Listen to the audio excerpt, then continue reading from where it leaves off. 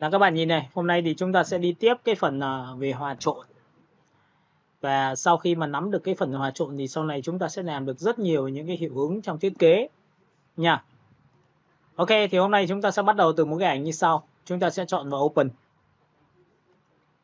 Sau khi chọn Open xong thì các bạn sẽ chọn cho mình một cái nền tảng. Ví dụ như là chúng ta có thể chọn một cái hình ảnh có thể là ảnh cưới như thế này. Chọn.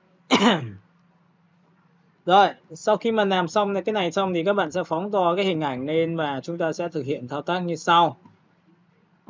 Thứ nhất là chúng ta sẽ bắt đầu từ một cái hình chữ nhật giống như hôm trước chúng ta vừa làm. Và chúng ta lập ra một layer mới nhá. Với cái phương diện này thì các bạn nhớ cho tôi là tôi sẽ đổ màu trắng trước nha, bằng lệnh là Alt Delete, Alt Delete, được chưa? Sau khi đã làm xong thì các bạn ấn vào Ctrl D cho tôi, thì lúc này dùng V và chúng ta sẽ đẩy sang bên tay phải. Với phương diện này thì với phương diện này thì các bạn sẽ nhìn thấy cái hình thứ hai của các bạn, thì các bạn khóa nền lại cho tôi. Và lúc này sau khi đã khóa nền rồi thì chúng ta sẽ thực hiện thao tác là đổ một cái màu mà image. Chúng ta chọn vào edit và chúng ta fill cho nó một cái màu. Và nhớ một điều rằng là fill cho nó một cái màu thì cái này thì các bạn sẽ chọn vào cái biểu tượng cho tôi, đó là sổ xuống. Chọn vào grayscale là ghi 50%. Sau đó thì các bạn sẽ chuột phải chọn vào chính cái màu trắng đó và giữ phím Alt copy sang bên tay phải thêm một lần nữa. Thì lúc này cái màu trắng này các bạn ấn vào Ctrl Y cho tôi, thì lúc này nó có 3 sắc độ. Sắc độ thứ nhất là trắng, thứ hai là trung gian và thứ ba là đen. Đây là 3 sắc độ tượng trưng cho tấm ảnh của các bạn. Và lúc này chúng ta chọn vào 1 và chọn vào 2. Chọn vào 1, chọn vào 2, chọn vào 3 nhé. Ép cả ba cái này trở thành một bằng Ctrl E. Và theo thao tác bình thường thì các bạn sẽ nhìn thấy là khi mình muốn hòa trộn một tấm ảnh thì đó là hòa trộn giữa lớp trên xuống lớp dưới. Và phía trên thì tôi đang đại diện cho nó là có 3 cái sắc độ đen, trung gian và sáng. Các bạn sẽ sổ xuống thì ở đây nó sẽ có một cái giá trị khung thứ ba là overlay.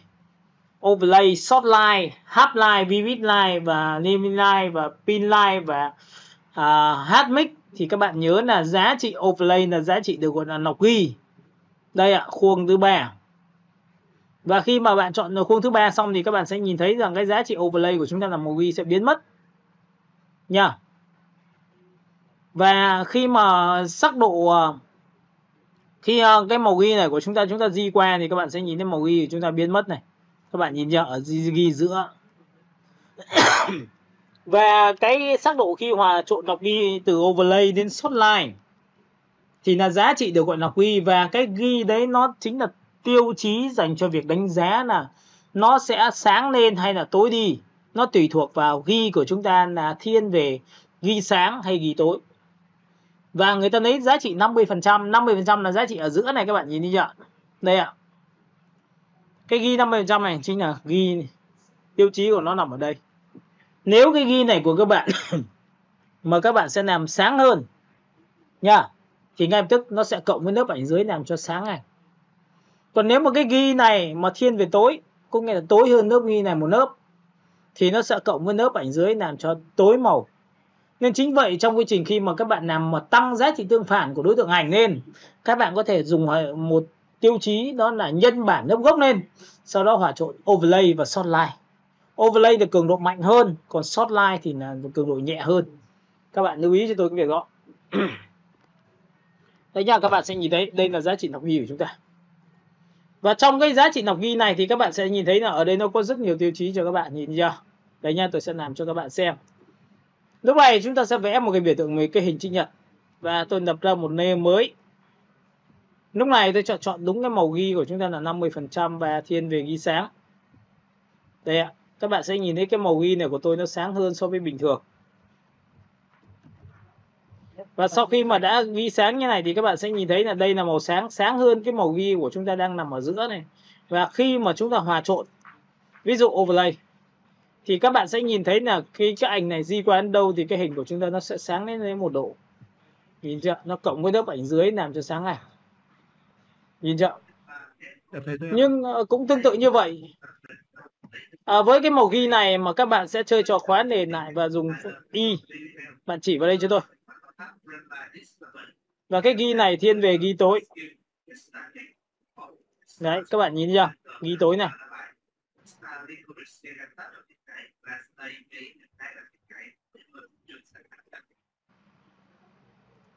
Và nếu mà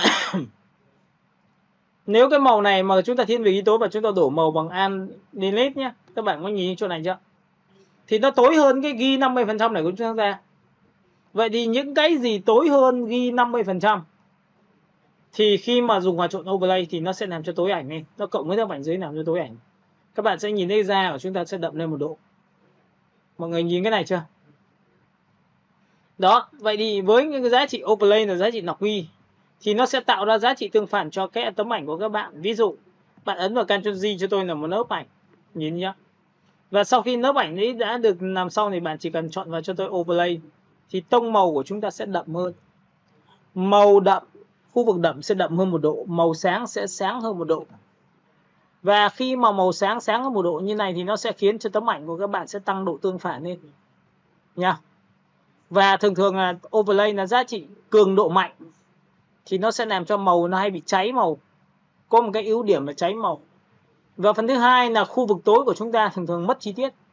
Các bạn sẽ nhìn thấy rằng là trong cái overlay của chúng ta là khu vực chi tiết của chúng ta bị mất.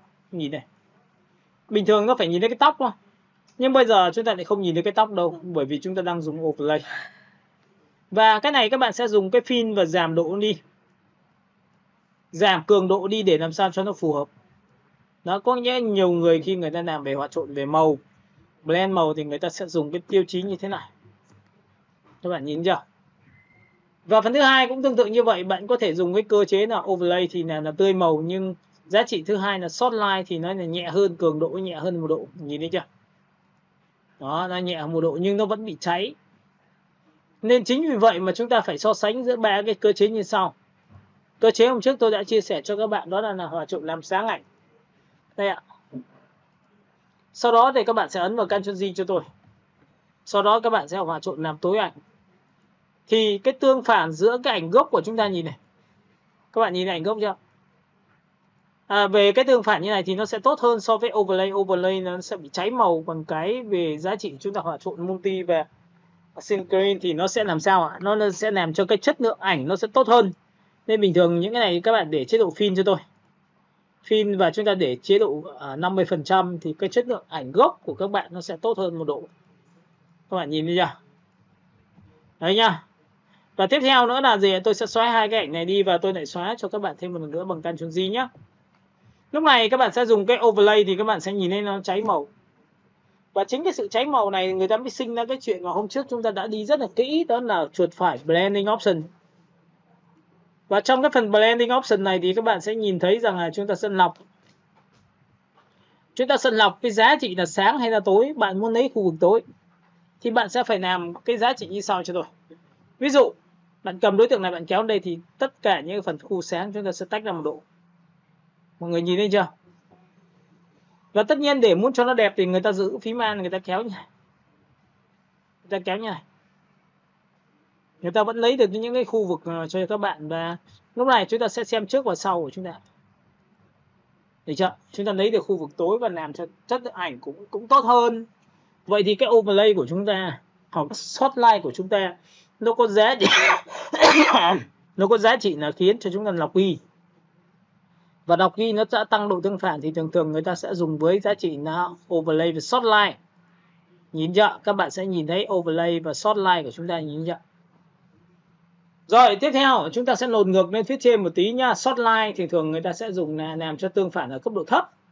Và cái này nó sẽ rất hợp khi mà một cái ảnh mà chúng ta muốn đạt mức độ an toàn thì chúng ta sẽ dùng cái shortline này.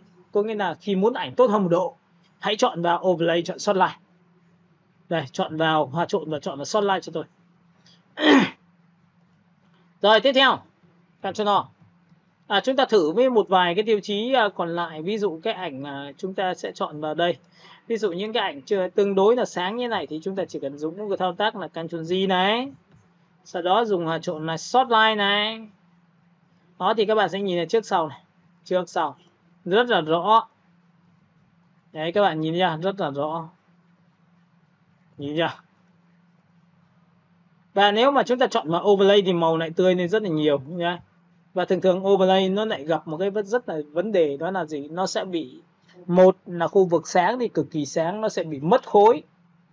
Nên chính vậy nó sẽ không bao giờ tốt bằng giá trị. Ví dụ như vừa rồi tôi vừa chia sẻ cho bạn làm sáng ảnh này, Ctrl G là một lớp này. Chúng ta sẽ hòa trộn làm tối ảnh này. Thì cái tông màu các bạn sẽ nhìn thấy rằng cái này nó tốt hơn hẳn. Nhìn thấy chưa? Sắc độ rất tốt luôn. Chất lượng ảnh tốt hơn. Và cũng có thể là ở một cấp độ nữa bạn muốn cái màu nó tươi lên một độ thì bạn có thể dùng cái phương pháp cuối cùng, Ctrl G nằm lớp cuối cùng và hòa trộn cho tôi giá trị đó là soft light. Nhìn thấy soft light chưa? Và cái này các bạn sẽ chọn cho tôi giá trị 50% rồi. Đây, trước và sau của các bạn đây. Đó, các bạn nhìn thấy nhá, chất lượng ảnh của chúng ta cũng tốt hơn rất là nhiều cho vấn đề về thiết kế của chúng ta. Đó. Thì đấy là giá trị tại sao mà khi mà chúng tôi rút ra được cái kinh nghiệm đó để chúng ta làm về thiết kế. Rồi, phần thứ hai là chúng ta sẽ thiên về ánh sáng.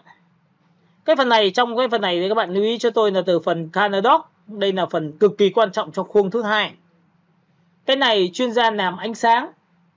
Cái này chuyên gia làm những cái bắt mắt, lấp lánh thì người ta sẽ dùng Color Dot này. Và cái bản chất của nó thì người ta dùng bằng kiểu gì? Đây thì tôi cho các bạn xem ạ. Lúc này thì chúng ta sẽ đi đến một cái Ctrl O và chúng ta sẽ chọn một cái tông màu. Ok, chúng ta sẽ chọn một cái hình ảnh, không phải là về ảnh cưới nữa, mà chúng ta sẽ chọn về một cái thương hiệu. Các bạn có thể chọn cho tôi một cái download.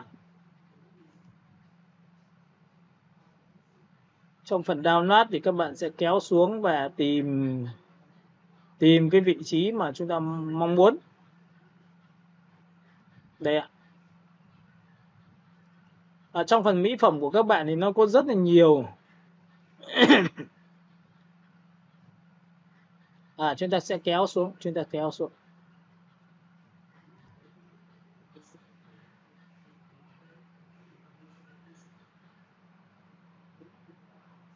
Rồi, ok, chúng ta sẽ chọn vào đây. Đó, các bạn sẽ nhìn thấy là một cái tấm ảnh của chúng ta nó gồm nhá. Ví dụ đây là sản phẩm này, Ctrl O này. Chúng ta sẽ kéo xuống cái phần file thiết kế của chúng ta này.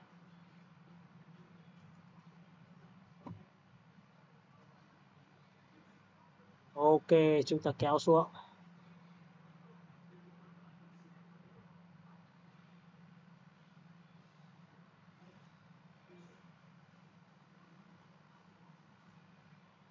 Rồi. Các bạn sẽ nhìn thấy là trong cái vấn đề này thì tôi sẽ làm một cái thao tác cực kỳ kỹ lưỡng, đó là chúng ta sẽ dùng công cụ pen và chúng ta đồ hình nhá. Chúng ta sẽ đồ hình trước này. Rồi, sau đó thì chúng ta giữ phím Alt và chúng ta bẻ cong cái chiều này lên một tí. Sau đó thì chúng ta sẽ đi thẳng cái đường này lên. Và chúng ta sẽ bẻ cong vào đây. Rồi, chúng ta sẽ bẻ cong vào đây. Phóng to lên một tí và chúng ta sẽ bẻ cong. Rồi, tiếp tục chúng ta sẽ bẻ cong cái điều mà chúng ta mong muốn.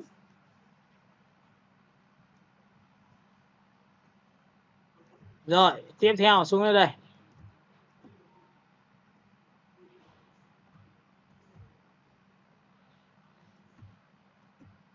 Tất cả những cái vấn đề về các bạn làm ánh sáng thì nó sẽ liên quan đến cái công cụ này. Nhớ công cụ này không thể bỏ qua được, bởi vì nó là một trong những cái khiến cho sau này sản phẩm của bạn nó bắt mắt hơn do đấy. Ok. Ctrl D. Sau đó thì các bạn ấn vào Ctrl G cho tôi nhá. Ctrl G này nhân bản cái tấm ảnh của chúng ta lên rồi. Và lúc này thì các bạn sẽ nhìn thấy cái ảnh của chúng ta đã được có này. Phương án số 2 này các bạn. Ctrl O cho tôi. Trong phần này thì các bạn sẽ chọn cho tôi một cái hình ảnh nước. Đó, và các bạn có thể chọn cái biểu tượng nước ở dạng là như thế nào đó tùy các bạn. Tôi sẽ chọn một cái background. Chúng ta kiểm tra lại xem background của chúng ta có phù hợp không. Được chưa? Nhìn nó có rất nhiều những thể loại về background cho các bạn. Tôi sẽ chọn vào cái biểu tượng là một cái ô. ở bộ lọc. Sau đó thì tôi sẽ chọn vào cái phần background. Trong cái phần background thì tôi cũng có nhiều cái hiệu ứng, ví dụ như là một cái background trên dưới trái phải hay đại ngoại này, chúng ta sẽ chọn một cái background như này.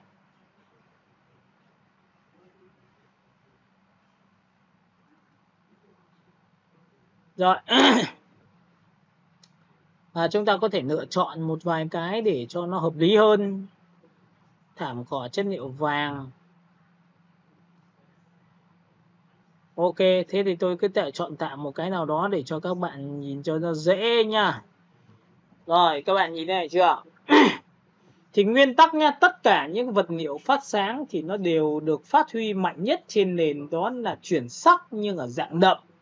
Các bạn lưu ý cho tôi cái việc này thì sau này các bạn làm cái về phát sáng nó sẽ tốt hơn cho các bạn nhá. Rồi, việc thứ nhất là các bạn sẽ chọn vào image và chúng ta sẽ đổi chiều của nó đi, của cái ảnh đi.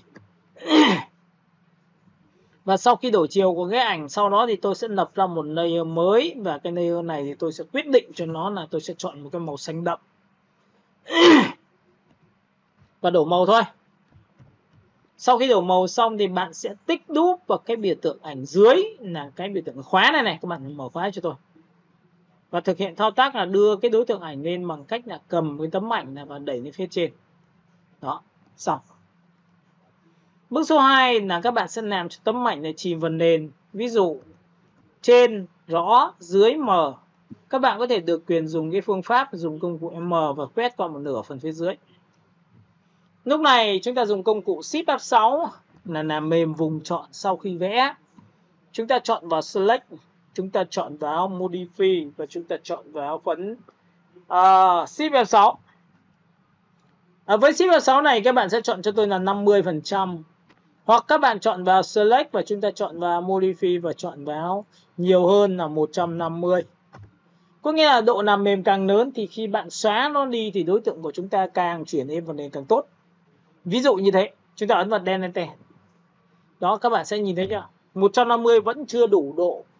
Chúng ta được quyền thay đổi lại bằng công cụ Select và chúng ta chọn vào Modify và chúng ta chọn vào Shift F6. Cái này các bạn đặt 200 cho tôi. Và tất nhiên xóa đi. Đó, các bạn sẽ nhìn thấy là lúc này cái hình của chúng ta đã đạt được cái tiêu chí rồi. Và lúc này cái hình của chúng ta mới đặt ra cái bên này. Sản phẩm chúng ta đã cắt xong. Và chúng ta chỉ việc là đưa thẳng trực tiếp sang cái file thiết kế của chúng ta thôi. Đó, các bạn nhìn nêu ạ. Ok, và lúc này thì có nhiều người bảo là thầy ơi, em muốn rằng cái background của em nó thiên về màu vàng có được không? Cả nhà mình ơi, cả nhà mình có biết rằng là chúng ta muốn thay đổi một cái nền màu vàng dưới thì chúng ta làm bằng cách nào không ạ? Alo? Hóa trộn color vào. Đúng rồi, chúng chính xác.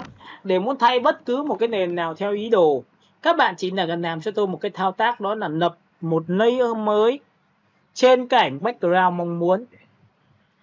Và trên background mong muốn thì bạn chỉ cần chọn vào phím Y ngắn và chỉ cho tôi lấy một cái màu mà bạn mong muốn thôi. Đổ màu, án delete. Đó. Và lúc này sau khi mà chúng ta sẽ dùng một cái hòa trộn, trong cái bảng hòa trộn của chúng ta nó có một cái hòa trộn gọi là color, chính là thay đổi màu của đối tượng dưới nhưng giữ tại toàn bộ sắc độ, khối, ánh sáng thì người ta chọn vào color. Các bạn sẽ nhìn thấy là hoàn toàn là phần phía dưới của tôi bắt đầu thay màu đối tượng rồi. Được chưa? Rồi, tiếp theo. Phần thứ hai như tôi đã chia sẻ cho các bạn biết là một cái background muốn đẹp hay không thì nó phải làm thế nào? Nó phải là một gradient, nó phải là một dải chuyển sắc thì nó mới tốt được. Đúng không? Vậy thì trong cái màu vàng này của các bạn nhìn đi chưa? Chúng ta vẫn còn nhớ cái câu chuyện là pen của chúng ta. Pen của chúng ta nó có dạng đó là dạng sáp. Mà pen của chúng ta đã là có dạng sáp thì tại sao chúng ta không dùng gradient? Nhìn thấy chưa? Và trong cái gradient thì tại sao tôi lại không thích như thế này? Các bạn có nhìn thấy không? Và sau khi tôi đã tích xong này thì tôi được quyền làm sao tôi chọn màu chứ. Ví dụ màu này thì tôi sẽ để là một cái màu đó là màu vàng. Được chưa? Rồi phần phía dưới thì tôi sẽ để một cái màu cam. Tôi sẽ tích vào đây và tôi để một cái màu cam. Đấy thì các bạn sẽ thấy là trong cái giá trị này tôi đã có hai cái màu của chúng ta rồi. Và chúng ta được quyền chọn vào đây để lấy màu trắng ở giữa. Ấn ok, nhìn thấy chưa? Và lúc này tôi được quyền làm sao tôi tắt mắt này đi và tôi thể hiện cái miếng này, tôi dùng cái công cụ hòa trộn là color. Thì các bạn sẽ thấy là ở phần phía giữa chúng ta màu trắng nên nó bị xám như này này, nhìn chưa? Còn nếu mà cái màu này của các bạn nhé, bạn nhìn thấy nhá, tôi có thể chọn về thiên vàng này, được chưa? Thì nó lại câu chuyện khác. Đó, vậy thì cùng giải sắc độ nhưng người ta có thể làm ra rất nhiều chiêu thức cho các bạn lựa chọn, được chưa? Rồi, tiếp theo cái phần thứ hai của các bạn là gì? Chúng ta cũng có thể sử dụng những cái thủ thuật khiến cho cái background của chúng ta nó đẹp hơn, nó có chiều sâu hơn. Thì bằng cách nào? Thì các bạn sẽ nhìn thấy cái ảnh này của chúng ta, nhìn này. Đây là chính là cái ảnh phía dưới của chúng ta. Chúng ta muốn thể hiện cho nó ở giá trị là gần thì rõ và xa thì nó mờ. Thì bằng cách nào? Đó. Thì các bạn nhớ nha, trong trường hợp này thì cái này nó đang là giải theo kiểu trắng như này. Các bạn có thể chọn vào filter. Các bạn chọn vào blur gallery. Và các bạn sẽ blur theo dạng đó là gì? Sọc. Đây là hình tròn nhé, các bạn nhìn chưa?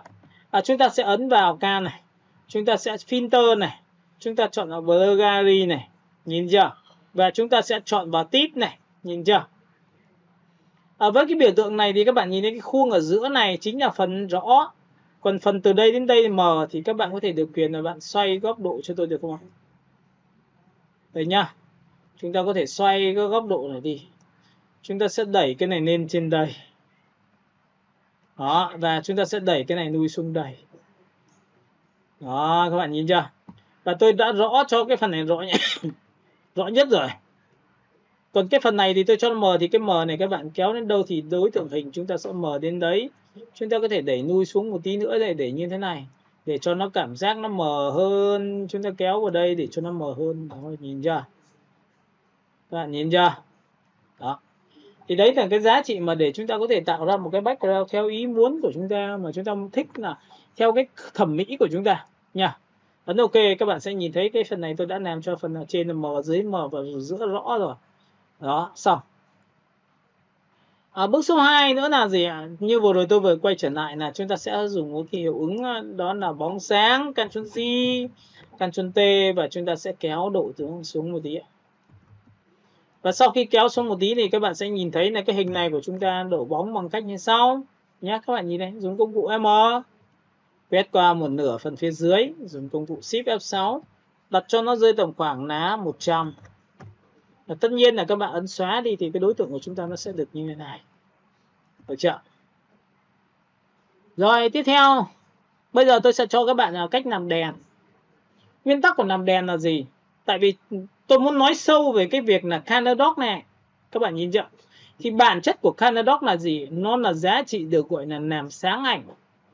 Và cái bản chất của cái này nó lại phụ thuộc cái vấn đề là cái lớp background của cái chất liệu này chính là màu đen và hình ở phía trên này là màu trắng. Nên chính như vậy mà tôi sẽ làm cho các bạn xem một cái thao tác Ctrl O. Chúng ta sẽ tìm đến một cái được gọi là background nhá. Trong phần background này thì các bạn sẽ nhìn thấy tôi sẽ có một cái background, và sau khi background xong thì tôi sẽ có phần texture. Trong phần texture này thì các bạn sẽ kéo xuống cho tôi, ở đây nó có một cái nền tảng đây ạ. Và chúng ta sẽ nhận xét đây là một trong những cái tiêu chí một cái hình đen trắng. Những cái hình đen trắng này của chúng ta lại có một đặc biệt như sau là background của nó này là màu đen, còn hình ở phía trên thì nó lại có các loại sắc độ thiên về ghi sáng trắng. Và sau khi mà chúng ta đã hiểu được bản chất thì tôi ấn vào Ctrl A, chọn hết, Ctrl C, copy và sang cái file thiết kế của chúng ta thì chúng ta ấn vào Ctrl V. Thì lúc này cái hình của chúng ta nó sẽ bị tối. Các bạn nhìn thấy tối chưa? Và sau khi tối rồi thì các bạn sẽ nhìn thấy chúng ta sẽ dùng một giá trị. Ví dụ nếu bạn dùng một giá trị hòa trộn làm sáng ảnh thì các bạn sẽ nhìn thấy những cái tia sáng của chúng ta còn giữ lại và màu đen sẽ bị triệt tiêu, lấy chuyện đương nhiên rồi. Nhưng màu này nó sẽ bị đục màu và nó không tươi màu. Và đây là một trong những cái điểm yếu của tất cả những cái bạn mà khi làm về những cái sản phẩm về cao cấp. ánh sáng lấp lánh thì nó lại không có giá trị về bị bạc màu như này, mà người ta phải dùng một tiêu chí như sau, đó là chọn vào color, có nghĩa là những cái gì chọn liên quan đến color nha, thì màu bao giờ cũng tươi. Và sau khi đã tươi như này, bạn được quyền ấn vào Ctrl Z lần thứ hai, Ctrl Z lần thứ ba, thì các bạn sẽ nhìn thấy cái ánh sáng chiếu từ trên xuống dưới của chúng ta nó sẽ trong trẻo hơn và nó hòa trộn vào cái màu của các bạn, khiến cho cái thiết kế của các bạn nó đẹp hơn, là lý do tại sao như này, được chưa? Đấy là lý do tại sao mà khi mà có trong cái bài, trong cái lộ trình của tôi đã dạy cho các bạn về cái phần thư viện ảnh, chúng ta chọn vào Y. Và trong cái phần Y đấy thì tôi đã có một cái bài đây ạ. Đây là cái hình của chúng ta đây. Tôi có đưa ra một cái giải pháp là cùng là cái này, Ctrl A chọn hết, Ctrl C copy và sang file thiết kế của các bạn. Đây, các bạn sẽ nhìn thấy rằng lúc này thì tôi sẽ đưa vào cái phần thiết kế nhá. Rồi, tạm thời con báo tí nữa tôi để đấy. Được chưa? Đây. Các bạn sẽ nhìn thấy là lúc này nếu mà chúng ta dùng hoạt động làm sáng ảnh thì cái màu của chúng ta nó sẽ bị đục màu, nhìn thấy chưa?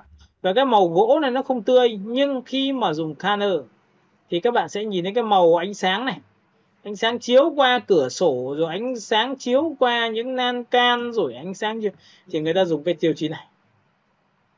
Đấy nhá, chuyên gia người ta làm về ánh sáng mà chiếu qua cửa sổ, để khi mà các bạn làm về thiết kế cho nội thất thì ánh sáng có thể tả được như này. Đó, được chưa? Rồi, bây giờ thì chúng ta cũng làm một cái phương thức đó, thì tôi sẽ làm cho các bạn làm về những cái dạng đèn, để sau này chúng ta tập trung vào ánh sáng của chúng ta ở giữa như thế nào. Đây ạ. Chúng ta vẽ một cái hình tròn. Được không ạ? Và sau khi vẽ hình tròn xong thì các bạn nên để ý cho tôi là tôi sẽ đặt vào đây. Và tôi thực hiện thao tác là lập ra một layer mới và tôi đổ cho nó một cái màu trắng, bởi vì nguyên tắc của nó là phải là màu trắng. Đó, màu trắng được chưa? Sau khi tôi đã có màu trắng xong thì tôi sẽ dùng cái công cụ M và tôi sẽ cắt một nửa phần phía dưới. Đây là tự tạo nhá, Shift F6. Chúng ta đặt 100 và chúng ta xóa dần đi. Các bạn sẽ nhìn thấy rằng lúc này tôi sẽ tạo ra một cái hình, một cái dạng đèn. Và Ctrl Shift An nhé. Các bạn ấn vào Ctrl T, dùng Ctrl Shift An. Cầm cái góc này kéo ra như này. Cầm cái góc này bạn đẩy vào như này. Để thứ nhất là chúng ta sẽ có một cái nền tảng là cái đèn của chúng ta nó theo hình chữ V. Đó, được chưa? Rồi. Sau khi đã có hình chữ V xong thì cái hình mà tôi vừa chia sẻ cho các bạn đó là gì? Chúng ta sẽ thu nhỏ xuống và chúng ta sẽ vẽ một cái miếng màu đen. Và cái miếng màu đen này thì tôi lập ra một layer mới và tôi đổ đen xì cho các bạn. Bởi vì vừa rồi tôi nói cái nguyên tắc của cái việc mà dùng cái color dot rồi, đó là gì? Nó là nền đen và hình trên là hình trắng. Bạn có thể chọn cả hai cái này và ép nó thành một bằng Ctrl E cho tôi. Đây là cái hình mà chúng ta đã tạo ra xong.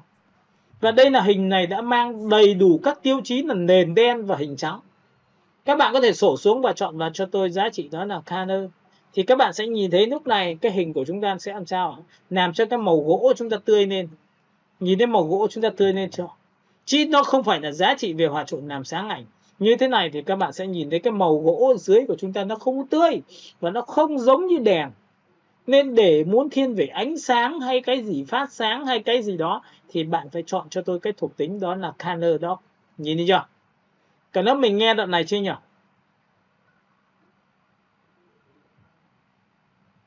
Alo?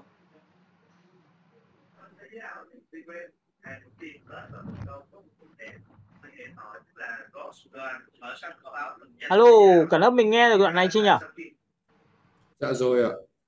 Đó, và sau khi đã đoạn này xong thì các bạn sẽ thấy là cái đèn của chúng ta, cái trao đèn nó phải nhòe.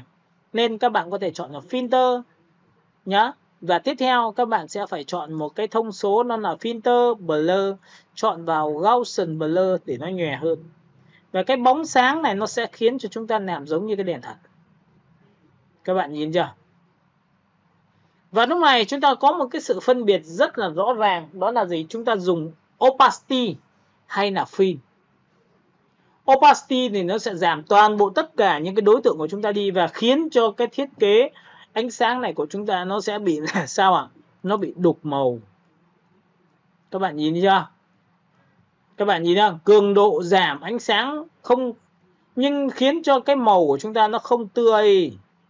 Nhìn chưa? Thay cho việc đó, tôi giữ phím Alt, tôi copy ra một phiên bản mới cho các bạn bên cạnh. Tôi không giảm opacity nữa, mà tôi sẽ giảm cho các bạn xem một thao tác là fill. Thì các bạn có nhìn thấy rằng cái màu sắc của chúng ta rất là trong trẻo không? Thì cái giá trị khi dùng với Color Dock phát sáng, bạn muốn cái ánh sáng ở bất cứ khu vực nào trong khu vực vùng tối mà màu tươi thì bạn phải dùng fill cho tôi, chứ không bao giờ dùng opacity. Nên đây là một trong những tiêu chí mà tôi hay dùng cho các bạn. Chính vì cái việc này thì người ta mới sinh ra một cái việc, đó là gì? Khi mà người ta tạo ra cái hình thiết kế này, người ta được quyền dùng đèn. Các bạn nhớ nhá, nhìn này, tôi dùng một cái hình tròn tôi vẽ vào đây, đây là đèn phát sáng. Và sau khi tôi đã có đèn phát sáng xong, tôi lập ra một layer mới và tôi đổ một cái đầu tiên là màu trắng. Đấy, làm tương tự giống hệt như cái đèn bên kia, nhưng chẳng qua là để làm cái thiên về thiết kế của chúng ta thôi. Bước thứ hai, dùng công cụ M để chúng ta sẽ quét qua một nửa đi và xóa cái phần dưới đi. Shift F6 làm mềm vùng chọn. Và tôi xóa đi. Đây ạ, các bạn sẽ nhìn thấy cái đèn đấy là đèn của tôi đấy. Được chưa?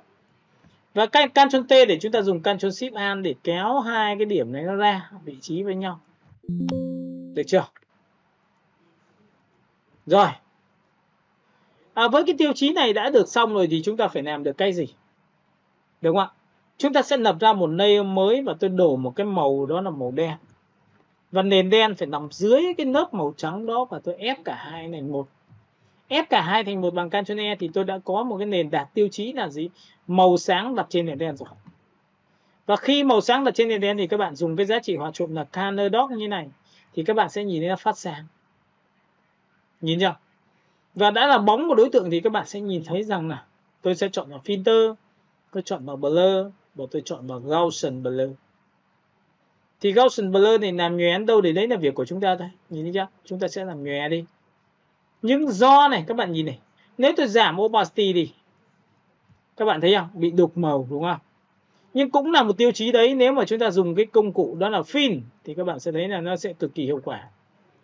Thấy chưa? Các bạn nhìn thấy chưa? Ánh sáng của chúng ta chiếu sáng này. Đó, và từ đây thì người ta có thể tạo ra một ánh đèn số 3, tạo ra ánh đèn số 4. Đó.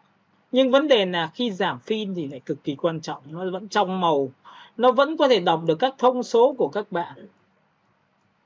Đó. Các bạn nhìn chưa? Và chính vì vậy mà cái câu chuyện là khi mà mình làm về thiết kế, Ctrl O, chúng ta sẽ chọn đến phần thư viện ảnh. Chúng ta sẽ chọn đến mỹ phẩm. Chúng ta chọn vào bất cứ một dòng sản phẩm nào mà chúng ta muốn nhấn nhá cho thiết kế của chúng ta. Thì các bạn sẽ thấy rằng là cái này nó cực kỳ quan trọng. Ví dụ đấy nha, các bạn sẽ nhìn thấy đây là một cái hình của chúng ta kéo xuống, chúng ta tích đúp vào đây. Đây ạ. Tất cả những cái dòng phát sáng này đều bắt nguồn từ giá trị mà vừa rồi chúng ta vừa làm. Nên là các bạn sẽ phải suy nghĩ về việc này để làm cho nó tốt hơn. Chúng ta chọn vào ảnh web.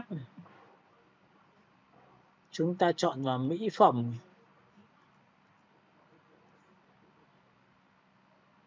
Rồi chúng ta back lại. Tìm hình ảnh. Có nghĩa là cái nào mà cứ phát sáng thì các bạn sẽ phải chọn cho tôi, đó là tiêu chí này. Mọi người nhìn thấy chưa? Ví dụ những cái biểu tượng như thế này, người ta muốn làm phát sáng thì người ta chỉ cần làm mỗi cái thao tác cho các bạn thôi. Ví dụ Ctrl O. Chúng ta sẽ chọn đến một cái phần này, tôi sẽ xử lý đến một công đoạn nữa cho các bạn, nên là các bạn sẽ phải nhớ đoạn này cho tôi. Đó là chúng ta sẽ chọn vào thư viện ảnh. Chúng ta sẽ chọn vào phần background, chúng ta sẽ chọn vào phần texture và chúng ta sẽ chọn một cái nền. Ở đây, các bạn sẽ nhìn thấy đây là cái tiêu chí phát sáng của chúng ta có đây. Mọi người nhìn thấy chưa? Ctrl A chọn hết, Ctrl C copy và sang file thiết kế của các bạn để các bạn ấn vào Ctrl V. Trong trường hợp này tôi muốn phát sáng thì nhớ một điều rằng nếu mà tôi chọn vào Color Dock nha, thì chúng ta gặp một cái vấn đề như sau. Cả nhà mình có nhìn thấy nó có vấn đề chưa? Alo? Dạ vâng ạ. Có nghĩa là nếu mà cái này nó đang thiên về tông màu xanh nha, và thời thiên về tông màu xanh như này mà hòa trộn trên nền đỏ thì ngay tức nó sẽ bị, nó làm rực màu lên, như mà thiên về tông tím. Và tông tím này đôi lúc này không đúng như cái điều mà các bạn mong muốn. Đây nhá, các bạn nhìn chưa? Kể các bạn giảm pin đi, giảm pin đi, nhìn thấy chưa? Bị chết màu.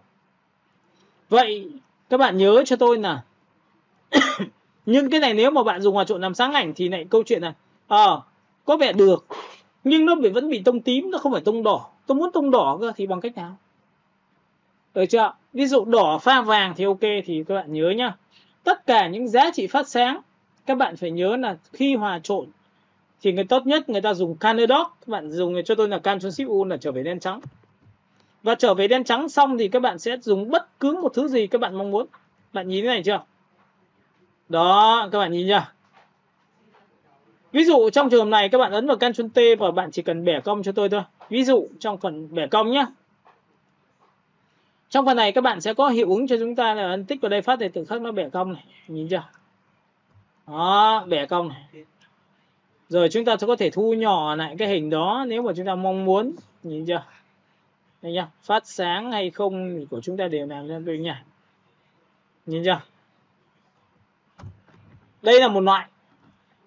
Có nghĩa là bạn nhớ là bạn phải trở về đen trắng cho tôi thì nó mới ra được tính chất mà mong muốn. Được chưa? Loại thứ hai. Loại thứ hai nhá, các bạn nhìn ở đây. Do là hòa trộn của chúng ta là ở dạng trên nền xanh. Đây, nhìn thấy chưa? Được chưa? Bây giờ bạn muốn cho cái màu mình mong muốn thì các bạn chỉ cần chọn cho tôi một cái giá trị như sau. Ví dụ trong trường này bạn hòa trộn là theo kiểu thiên về màu. Màu này là màu tím. Mà mình muốn thiên về màu vàng thì các bạn chỉ cần chọn cho tôi một cái màu vàng như này thôi. Cam như này. Và tất nhiên là phải lập ra một layer mới và đổ thẳng trực tiếp màu cam rồi. Và cái màu cam này thì bạn sẽ phải cho cái màu cam này chui vào, kiểu giống như cho tấm ảnh chui vào khung ấy. Các bạn sẽ dùng lệnh là Ctrl+G. Các bạn nhìn thấy Ctrl+G chưa? Và sau khi Ctrl+G xong thì các bạn nhớ là bạn muốn màu gì thì nó là màu đấy. Ví dụ cái hình dưới chúng ta đang là Color Dot thì cái hình này các bạn sẽ phải làm sao? Chọn vào giá trị Color. Thì các bạn sẽ nhìn thấy nó phát sáng theo đúng ý đồ của các bạn. Bạn thích nó là màu gì cũng được. Thậm chí cái này các bạn nhìn nha, tôi dùng hòa trộn làm sáng ảnh thì nó lại là màu vàng. Cả lớp mình nhìn thấy là cái biểu tượng phát sáng của tôi bây giờ tôi thiên về màu vàng chưa? Mà không phải là màu trắng không ạ? Alo? Có thầy ạ. Cái câu chuyện này nó nằm ở chỗ như này. Ví dụ tôi sẽ chọn vào đây. Có nhiều người làm ánh sáng chiếu từ trên xuống, người ta có thể chọn vào một cái hình chấm tròn. Tôi lập ra một layer mới và tôi đổ cho nó một cái màu trắng. Sau đó tôi lại vẽ một cái hình chấm tròn. Tôi lại lập ra một layer mới, tôi lại đổ một cái màu trắng. Và sau đó thì tôi lại vẽ một cái hình chấm tròn, tôi lại lập ra một layer mới, tôi lại đổ một cái màu trắng. Với ba cái này thì tôi sẽ để cho nó các cấp độ khác nhau. Ví dụ cái này tôi để 50, cái này tôi sẽ để 30. Đó. Một cái này tôi để 80 đi. Sau khi tôi đã chọn xong cả ba, tôi ép bằng Ctrl E lại thì tôi có ba cái, và giữ phím A tôi copy thành thứ hai, ấn vào Ctrl T và tôi thu nhỏ lại. Và các bạn sẽ nhìn thấy là tôi có cả hai cái này bằng Ctrl E, tôi ép lại. Đấy, hình của tôi đây. Thì trong cái giá trị khi thiết kế của chúng ta nó có lệnh là filter, có lệnh là blur, và chọn vào motion blur là hướng của gradient của chúng ta, hướng của cái làm nhòe chúng ta kéo nhảy. Các bạn sẽ nhìn thấy là cái đường chuyển động của chúng ta sẽ làm sao? Đây ạ. Và lúc này tôi kéo hết cỡ lên thì các bạn sẽ nhìn thấy lúc này tôi sẽ tạo ra một cái vệt rất là mờ chỗ này, đúng không ạ? Nhưng bây giờ bạn muốn cái vệt chúng ta rõ hơn thì ấn vào Ctrl Z. Ctrl Z là thứ 2, 3, 4, 5, 6, 7, 8. Các bạn có nhìn thấy tia nắng của tôi chưa? Và sau khi tôi tạo xong thì tôi sẽ kéo xuống đây. Tôi ấn vào Ctrl E thì tôi ép nó lại thành một cái tia nắng. Với cái tia nắng số 1 này tôi sẽ kéo sang lên đây và tôi lại Ctrl T và tôi thu nhỏ lại đi nha. Được chưa? Và cái này thì các bạn nhớ một điều rằng là các bạn lại ấn vào lệnh là filter và Alt F là nhắc lại cái lệnh mà blur theo hướng đó. Nhìn thấy chưa? Và lúc này các bạn ấn vào xuống nào. Tương tự như vậy tôi sẽ kéo xuống đây và tôi ấn vào Ctrl G. Các bạn nhìn thấy không ạ? Và sau khi tôi đã tạo xong tôi ấn vào Ctrl E ép lại thành một. Đây là một cái hình của tôi đã làm ra, nó đã là màu trắng rồi. Bây giờ tôi muốn có một cái hình tiếp theo thì có phải theo thông lệ bình thường. Các bạn sẽ phải nạp ra một layer mới và lại chọn cho tôi một cái màu đen. Cho xuống dưới nhá. Đúng chưa? Và lúc này chúng ta ép cả hai cái này thành một bằng Ctrl E. Vừa rồi mình nói cái nguyên tắc là tại sao là cái background chúng ta là màu đen. Tại sao cái đối tượng hình của chúng ta phía trên phải là màu trắng? Đấy là cái bản chất vừa rồi tôi làm tất cả những cái thao tác vừa rồi cũng chỉ để tạo ra một cái hình như này thôi. Còn nếu mà bạn có một cái thư viện có sẵn những cái hình này rồi thì cũng chả cần phải làm giống tôi đâu. Làm thẳng trực tiếp cho hòa trộn luôn. Bởi vì cái bản chất cuối cùng là chúng ta dùng hòa trộn để tạo ra hiệu ứng ánh sáng thôi. Sổ xuống thì các bạn sẽ nhìn thấy, ví dụ tôi hòa trộn ở đây, nhìn thấy chưa? Màu không tươi, nhưng mà khi sổ xuống chúng ta chọn vào Color Dot, các bạn sẽ nhìn thấy cái ánh sáng chiếu vào cái vật thể của chúng ta nó tốt hơn. Mọi người có nhìn thấy cái này chưa nhỉ? Alo? Có nhìn thấy thầy ơi, có nhìn thấy ạ. Đấy, có nghĩa là bản chất nhé, chúng ta làm rất nhiều. Ok, xóa. Rồi tiếp theo các bạn sẽ nhìn thấy này, cũng là tương tự như vậy, tôi lập ra một layer mới. Tôi sẽ vẽ một cái biểu tượng như sau, là tôi sẽ vẽ một cái hình tròn như này. Nhưng trước khi vẽ thì các bạn nhớ cho tôi là tôi dùng Shift F6. Tôi làm nền vùng tròn nó bằng 20 và tôi đổ một cái màu đầu tiên là màu trắng. Và các bạn sẽ nhìn thấy đây là cái màu trắng tôi tạo ra. Và sau khi màu trắng tôi tạo ra xong nhảy tôi lại ấn vào biểu tượng là Ctrl G và lại Ctrl T, tôi thu nhỏ lại ở vào giữa. Sau đó tôi lại ấn vào Ctrl G lại Ctrl T và tôi lại cho nó nhỏ lại vào giữa tí nữa. Và sau khi đã tạo to và tạo ra như này thì tôi ép cả ba thành một bằng Ctrl E. Đấy, cái hình tôi mong muốn nó ra cái này. Và lúc này tôi ấn vào Ctrl T, giữ Shift tôi kéo bẹt xuống, giữ Alt tôi kéo bẹt sang hai bên. Đấy, các bạn có nhìn thấy cái hình này của tôi chưa? Đấy, nó bẹt như này. Nó bẹt như này để làm gì? Được chưa? Thì khi mà tôi đã có một cái hình này xong thì các bạn để ý cho tôi này. Chúng ta chỉ cần lập ra một layer mới và chúng ta lại vẽ một cái biểu tượng hình đằng dưới của nó là màu đen. Được chưa? Thế ạ, tôi đổ màu cho các bạn. Và cái màu đen này sẽ phải nằm dưới cái màu trắng rồi, tôi chọn cả hai luôn. Tôi ấn vào Ctrl E. Và bây giờ thì các bạn dùng hòa trộn thôi. Ví dụ bạn làm sáng ảnh như này thì lúc này các bạn nhìn này, tôi sẽ thu nhỏ xuống để nhấn nhá những cái đường biên. Đây, đường biên của chúng ta nó nằm ở đây chẳng hạn. Hoặc thậm chí giữ Shift chúng ta kéo xuống đây để chúng ta nhấn nhá những cái đường như này để nó phát sáng. Đúng không? Nhưng vấn đề là khi dùng Color Dot, các bạn sẽ nhìn này, nhìn thấy chưa? Nó phát quang cái giá trị đường biên của các bạn lên. Và sau khi phát quang như này thì các bạn chỉ cần giảm cái cường độ này xuống cho tôi thôi. Nha, đây. Được chưa? Nhìn thấy chưa? Các bạn có nhìn thấy cái đường này nó không, cái đoạn này nó phải sáng hơn một tí được không ạ? Thì người ta chọn vào filter, người ta chọn vào blur, người ta chọn vào Gaussian blur. Thì các bạn có đồng ý với tôi là khi tôi làm như này thì những cái đường này nếu tôi nhân bản lên, các bạn có thấy là cái nắp của chúng ta nó sẽ tốt hơn không? Ok, các bạn nhìn thấy cái nắp của tôi chưa? Alo? Thấy ạ. Rồi, từ cái nắp này người ta Color Dot thì người ta phải kéo đến đây, người ta lại ấn vào Ctrl T, người ta xoay ngang ra. Xoay ngang ra để làm gì? Người ta thu nhỏ lại. Thu nhỏ lại để làm gì? Để người ta nhấn vào cái việc miếng đồng này. Các bạn sẽ nhìn thấy cái miếng đồng này của chúng ta nếu mà không có cái Color Dot này. Thấy chưa? Nhưng khi mà tôi có cái Color Dot này thì giữ Shift tôi kéo bẹt xuống một tí. Tôi kéo bẹt xuống một tí. Được chưa? Đây. Và cái hình này thì tôi sẽ để là 100% cho các bạn dễ nhìn. Đây. Đây, nhìn thấy chưa?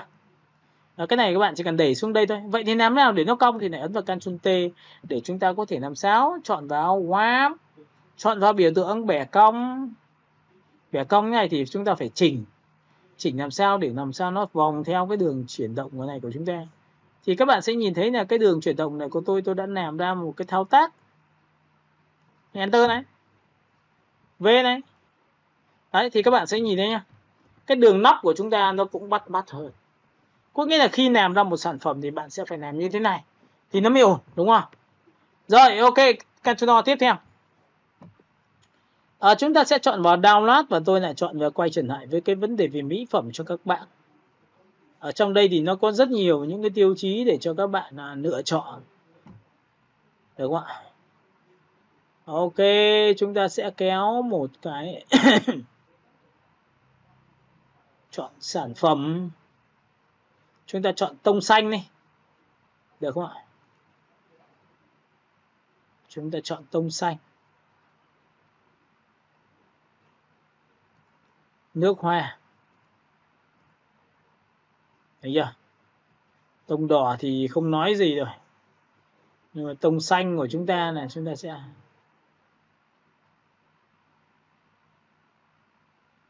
ok, chúng ta sẽ kéo xuống. Đây nha. Các bạn sẽ nhìn thấy là khi mà tôi chọn vào đây, tôi sẽ chọn cho các bạn xem. Control O.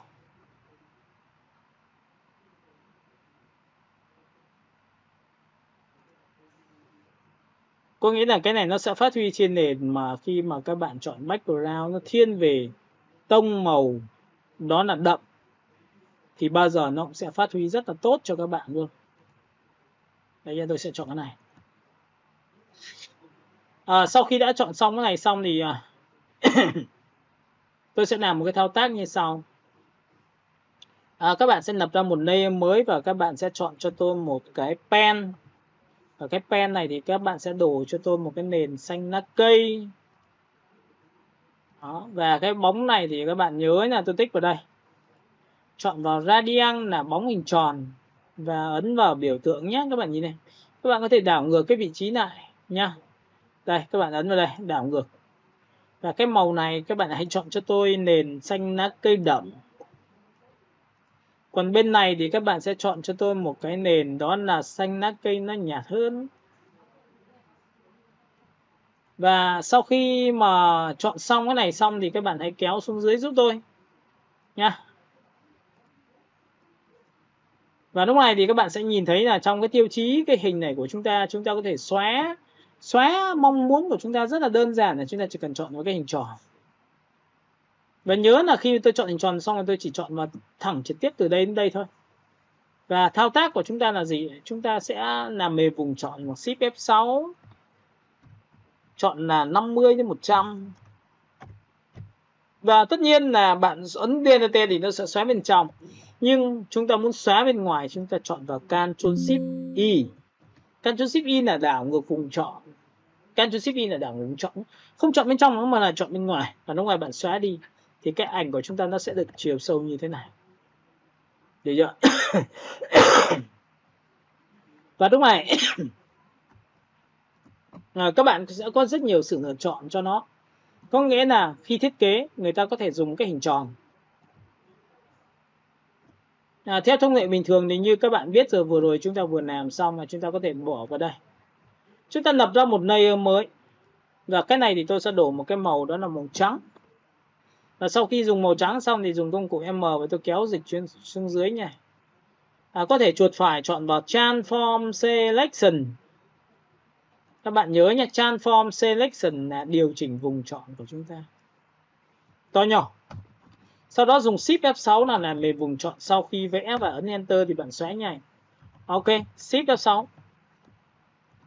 Bạn không chọn 100 nữa mà chỉ chọn vào 60% thôi, bạn xóa như này chứ thôi. Mọi người sẽ nhìn thấy một cái bóng sáng của chúng ta chạy từ trên đây xuống đến đây. Và sau khi chọn vào sáng như này thì nguyên tắc của chúng ta là có bóng sáng rồi. Chúng ta thấy đoạn này vẫn chưa đẹp lắm để dùng công cụ M để quét qua phần phía dưới, lại dùng Shift F6. Bằng 100. Và bây giờ bạn xóa này đi thì có phải nó xóa nó sẽ chì vào nền không? Mục tiêu của chúng ta đã làm xong được cái hình này rồi. Bây giờ sau khi đã có hình này xong thì các bạn lại nguyên tắc là phải có một cái màu đen. Đấy, sau khi có màu đen xong thì bạn đổ màu thôi. Màu đen thì phải nằm ở dưới, chọn vào cả hai. Được chưa? Các bây giờ các ấn vào Ctrl N được không ạ các bạn? Alo. Alo, alo. Được thầy ơi. Được thầy ơi. Khi mà ấn vào Ctrl E như này xong thì các bạn sẽ gặp một cái vấn đề như sau. Nếu chúng ta dùng hỏa trộn như này thì tất nhiên nó vẫn như cũ, nó chả có gì cả, tất nhiên nó vẫn phát sáng. Nhưng muốn màu tươi thì bạn phải chọn vào Color. Các bạn sẽ nhìn thấy chưa? Đường này của chúng ta nó phát quang. Nhìn chưa? Và với cái đường này phát quang xong thì vừa rồi chúng ta vừa có một cái tiêu chí là Ctrl O. Chúng ta đã từng có một cái thư viện ảnh. Chúng ta đã có một cái thư viện ảnh. Chúng ta đã có một cái background, chúng ta đã có một cái texture. Và chúng ta đã có một cái nền hình màu xanh rồi. Mà màu xanh này chắc gì? Ctrl A, Ctrl C. Liệu nó có hợp với cái thiết kế của chúng ta không? Đây, Hiệp nhìn chưa? Và các bạn sẽ nhìn thấy suy sổ xuống và chúng ta chọn vào Color Dock này. Các bạn có thấy là màu nó sẽ gặp vấn đề không ạ? Alo? Cả nhà mình nhìn thấy màu nó có vấn đề không ạ? Đấy là lý do tại sao mà mình có thư viện mà lại không làm hòa trộn được đẹp như chúng nó đấy. Thì các bạn nhớ cho tôi là cái này phải ấn vào Ctrl Shift U là trở về đen trắng thì nó cùng là màu với nhau. Nhìn thấy chưa? Nó cùng màu với nhau. Và tôi giảm cái fill này đi thì nó sẽ có giá trị. Nhìn chưa? Ok. Còn cái cách thứ hai là gì? Tôi không thích giảm. Tôi muốn làm sao? Tôi không muốn trở về đen trắng thì làm sao? Thì buộc phải dùng một chiêu thức nhìn này. Việc số 1 của các bạn, tôi cứ đưa về trạng thái đầu tiên là làm hòa trộn làm sáng ảnh này đã. Bước thứ hai ấn vào Ctrl T để làm sao warp cho nó bẻ cong theo chiều mà tôi mong muốn. Nhìn thấy chưa? Các bạn có thấy không? Cái này các bạn sẽ bẻ cong hết cỡ lên cho tôi nha. Sau khi xong bạn ấn vào chữ V cho tôi thì nó chấp nhận. Lúc này các bạn ấn vào Ctrl T và thu nhỏ lại. Thu nhỏ lại làm sao để nó ướm được vào cái hình này của các bạn. Nhìn thấy chưa? Đấy. Và từ cái này thì các bạn sẽ nhớ là chúng ta giữ Shift, chúng ta bẻ cong từ bên tay trái vào, bên tay phải vào. Làm sao để nó khít được vào cái hình của các bạn là bạn thành công. Thế có nghĩa là bản chất cuối cùng chúng ta sẽ làm đẹp như thế nào đấy là do của chúng ta đã. Và cái này nó đang là màu xanh. Làm thế nào để nó ra được cái màu khác? Thì các bạn nhớ một điều rằng đây là khung hình. Bạn muốn thay đổi màu đối tượng mà giữ nguyên khối thì bạn lập ra một layer mới cho tôi. Sau đó bạn hãy chọn cho tôi một cái màu xanh non. Được chưa? Đổ màu, án, delete. Sau đó cho chui vào, cho cái này chui vào cái khung ở dưới là cái chính này là cái ánh sáng này. Bằng lệnh Ctrl Alt G. Nhìn Ctrl G chưa? Và cái đối tượng này muốn mà nó đúng nhuốm màu của đối tượng dưới thì chúng ta chọn vào Color. Các bạn có nhìn cái này của tôi chưa? Alo? Alo, alo. Có thấy thầy ơi. Và khi mà nó nhuốm màu như này thì các bạn sẽ thấy nó cực kỳ nó ổn về mặt thiết kế của chúng ta. Các bạn có nhìn thấy không? Nó sẽ rất ổn luôn nhá. Đấy, thì muốn lấy màu đúng tiêu chí màu thì phải dùng như thế này. Mình muốn thay màu hay là muốn lấy ánh sáng hay cái gì đó thì đều phải tiêu chí này hết. Ok, tôi sẽ bỏ qua cái này. Cũng tương tự như vậy với những cái tiêu chí mà chúng ta đã từng học. Đó là gì? Chúng ta vẽ một cái vùng chọn hình tròn. Rồi, dùng Shift F6 làm mềm vùng chọn sau khi vẽ. Và tất nhiên chúng ta sẽ chọn là khoảng 30. Cái này là tôi sẽ làm lại lần thứ hai và tôi đổ màu nhé. Các bạn sẽ nhìn thấy tôi đổ màu bằng Ctrl đen. Đấy ạ. Lập ra một layer mới và đổ màu thôi. Nào, Alt Shift và chúng ta chọn vào Ctrl đen. Rồi, sau khi đã có này xong, chúng ta dùng công cụ M. Quét qua một nửa phần phía dưới và xóa đi. Thì các bạn có nhìn thấy cái ánh sáng này của tôi chưa? Nhìn cái ánh sáng này chưa? Và từ cái này các bạn sẽ phải làm một cái thao tác là lại lập ra một layer mới. Lại đổ một cái màu đen xì ở dưới nền của đối tượng của chúng ta. Được chưa? Đây. Rồi, cho xuống dưới nhá. Đấy, vậy thì sau khi đã có hai cái này xong thì bạn mới ấn vào Ctrl E thì có được cái miếng này rồi. Và có miếng này mà muốn phát quang thì có phải dùng cái biểu tượng đó là Color Dock này không? Và từ cái này người ta mới xoay ra vị trí này, nhìn chưa? Đây là một hình này. Giữ phím Alt này, kéo đây là hình thứ hai này. Đấy, làm ánh sáng hay không là do những cái như thế này. Đó. Rồi tiếp theo giữ phím An kéo ở đây này, thứ ba này. Đấy các bạn nhìn chưa? Và từ những cái này các bạn sẽ điều chỉnh cho tôi những cái cấp độ mà các bạn mong muốn. Ví dụ thế. Thì đây là cái hình mà chắc chắn là chúng ta phải làm để chúng ta có thể nhấn nhá cái thiết kế, chúng ta phát quang hay không, làm ánh sáng như nào, đấy là do chúng ta hết. Là từ đen trắng, nhớ nha, từ đen trắng. Và cũng tương tự như vậy với những cái giá trị về kim loại. Kim loại của các bạn cũng phải làm như vậy. Đấy nha. Những cái ánh sáng phát quang như thế này. Nha, Ctrl E, Ctrl C. Sau đó sang file thiết kế của các bạn đây. Ví dụ trong trường hợp này cứ cho người ta ấn vào đây. Mà rõ ràng nếu mà cái này mà các bạn ấn vào Ctrl Shift U thì có phải là nó chính là gì? Trắng trên nền đậm á. Chúng ta được quyền dùng hòa trộn làm sáng này. Nhưng nó lại không nhuốm theo tông xanh. Chọn vào color đó, màu này. Nhìn chưa? Phát quang. Và phát quang này thì buộc phải dùng pin. Đấy, nhìn chưa? Đấy các bạn nhìn chưa? Vậy thì trong tiêu chí này người ta muốn lọc được ra hay là lấy được cái tiêu chí của cái cạnh hay như thế nào đó, muốn phát quang thì người ta phải xử lý rất nhiều những cái ánh sáng làm tươi màu lên thì người ta sẽ phải dùng cái tiêu chí đấy. Nên chính vậy mà các bạn sẽ phải kiếm cho tôi rất nhiều những hình ảnh của đen trắng. Ví dụ thư viện ảnh. Trong cái phần thiết kế thì tôi đã dạy cho các bạn về cái phim. Ở trong phim thì đã có cái tiêu chí của những cái kim loại. Sau này các bạn làm chữ nhé, kim loại thì các bạn sẽ phải dùng cái tiêu chí đó. Ví dụ cái hình này. Được chưa? Và để muốn cho nó phát quang cái nền xanh này thì dễ, bởi vì là cái đúng như cái màu đen và nền trên nền xanh là ok rồi. Nhưng bây giờ bạn muốn làm cho cái ánh sáng này nó sẽ phải làm sao nó bắt mắt hơn, nó như thế nào đó. Thì đây, tôi cho các bạn xem. Chúng ta sẽ sử dụng những cái hiệu ứng, ví dụ pen. Chúng ta tích vào đây một điểm. Chúng ta tích vào đây một điểm. Được chưa? Và nhớ là trong cái phần pen này thì tôi sẽ chọn vào pen dạng páp nhé. Ví dụ sau này các bạn làm tivi như vừa rồi ấy, bạn có thể làm những cái đường cạnh của tivi nó phát quang lên, nó đẹp hơn, nó bắt mắt hơn. Đây, ok, chúng ta sẽ chọn vào đây, chúng ta kéo vào đây.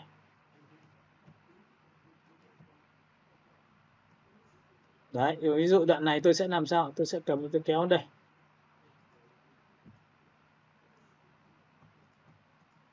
Ok, chúng ta kéo vào đây đến đây, được chưa?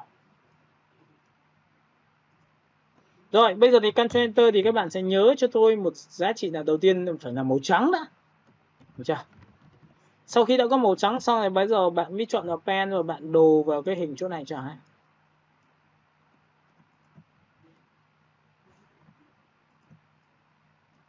Đây là đồ nhanh thì nó chỉ được nhai thôi. Còn bạn nào mà muốn làm kỹ mà làm hiệu ứng của mình ấy, bởi vì mục tiêu cuối cùng là mình sẽ làm cảnh đẹp hơn. Shift F6 làm về vùng chọn sau khi vẽ và đặt là 20 thì có phải xóa đi nó sẽ được nhai không? Rồi, Ctrl Z lại Shift F6 lần thứ hai, tôi không đặt 20 nữa bởi vì nó to hơn, tôi sẽ đặt khoảng 10 thôi. Cả nhà mình có nhìn thấy cái này của tôi chưa nhỉ? Mọi người có nhìn này chưa? Rồi, sau khi đã có cái này xong thì các bạn nhớ cho tôi là lập ra một layer mới và tôi đổ một cái màu nền ở dưới của nó là màu đen. Thế có nghĩa là cái gì mà bạn muốn phát quang thì bạn sẽ dùng chiêu thức này cho tôi. Và màu đen thì phải nằm dưới. Đấy, bạn nhìn thấy chưa? Sau khi đã chọn cả hai xong, chọn 1, chọn 2 và ấn vào Ctrl E ép lại với nhau. Thì khi bạn hòa trộn đầu tiên làm sáng ảnh thì có phải chỗ này vẫn là sáng như bình thường như vừa rồi chúng ta vừa làm. Nhưng chọn vào Color Dock thì câu chuyện nó lại khác. Các bạn có nhìn thấy những chỗ này nó rực màu lên chưa? Alo? Nhìn này. Có theo ơi. Nhìn thấy chưa? Cái ảnh của chúng ta bắt đầu nó hấp dẫn hơn. Vậy thì người ta mới đặt câu hỏi đó. Thế vậy thì cứ mỗi lần mà đồ hình như này em muốn làm cho cái thiết kế của em nó bắt mắt hơn, trông nó kiểu người máy hơn, mà cứ mỗi lần đồ xong rồi chọn một nền đen mà em muốn như vậy thì chết à? Nâu ấy. Vậy người ta mới sinh ra cái việc là bỏ qua nền đen. Từ nãy giờ tôi đang nói đúng nguyên tắc là background là màu đen, nền trên, hình trên phải là màu sáng chưa? Đúng rồi đúng không? Bây giờ chúng ta làm nhá, nhìn này, không cần nền đen nữa mà chúng ta vẽ trực tiếp luôn, có được không ạ? Nhìn nhá, pen Các bạn sẽ tích vào đây cho tôi, tích vào đây cho tôi, tích vào đây cho tôi. Đây ạ. Cái này thì các bạn cứ đồ hình thoải mái thôi. Có nhiều người thì có thể là chọn phải. Chuột vào đây, kéo vào đây, kéo vào đây, kéo vào đây, kéo vào đây. Được chưa? Sau khi mà kéo xong được cái vị trí này xong thì bạn có thể ấn vào Ctrl Enter và lập ra một layer mới. Layer mới này thì các bạn sẽ dùng cho tôi một cái hiệu ứng. Các bạn được quyền dùng hiệu ứng thiết màu xanh, màu trắng, màu đỏ, màu vàng tùy các bạn. Ví dụ tôi sẽ chọn vào y ngắn. Đây các bạn đổ màu. Và sau khi đổ màu xong thì các bạn sẽ nhớ cho tôi là chúng ta sẽ chuột phải chọn vào Convert Smart Object nhé. Blending Option này. Trong cái Blending Option này nó có một cái lệnh cho các bạn là bóng trong. Inner Shadow là bóng bên trong. Và khi bóng bên trong này thì bạn hãy chọn cho tôi một giá trị normal. Các bạn có nhìn thấy màu trắng này của tôi chưa? Alo?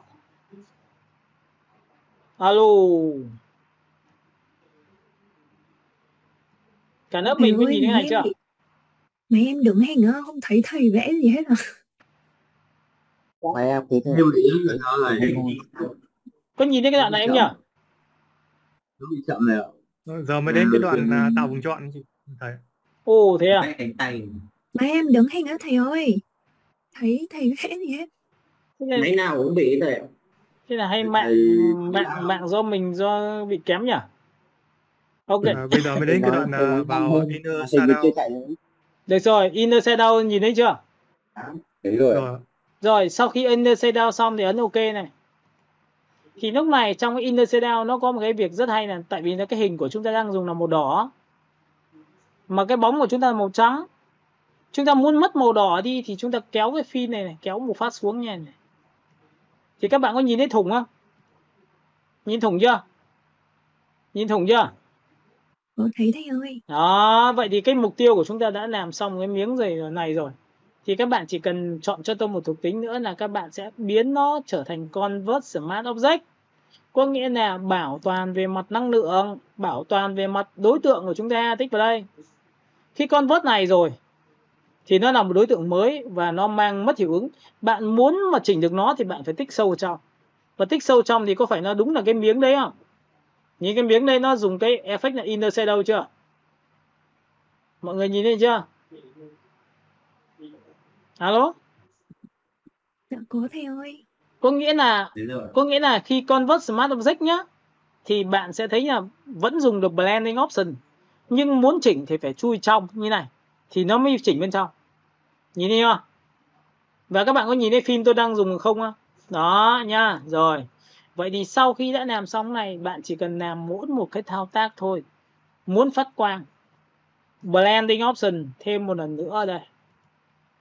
Đoạn này khá lằng nhằng nhá, nên là mọi người lưu ý này, muốn làm hiệu ứng sâu ấy là phải rất nhiều kiểu. Lúc này chúng ta bỏ thuộc tính là các bạn có thấy là bình thường là khi muốn làm đối tượng phát sáng thì đối tượng background phải là màu đen không? Thì để muốn có một cái background màu đen đấy mà không phải thêm một lớp mới thì các bạn sẽ bỏ phần Transparency Shape Layer đi cho tôi. Bỏ cái này đi. Bước số 2 là chỉ cần dùng hòa trộn làm Color Dot như này thôi. Nha. Nhìn thấy cái Color Dot của chúng ta là cái này này. Thì các bạn yên tâm một điều rằng là khi chúng ta có được điều này xong chúng ta ấn OK. Thì lúc này các bạn nhìn này, chúng ta ấn vào Ctrl G. Ctrl G là một đối tượng thứ hai. Các bạn sẽ nhìn thấy phần này phát sáng của tôi, nhìn thấy chưa?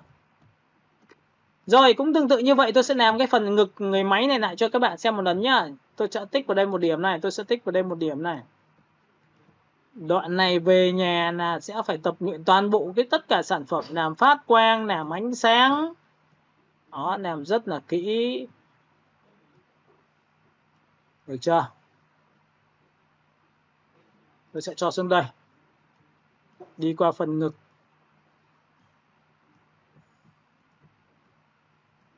Đó, rồi OK, xuống đây.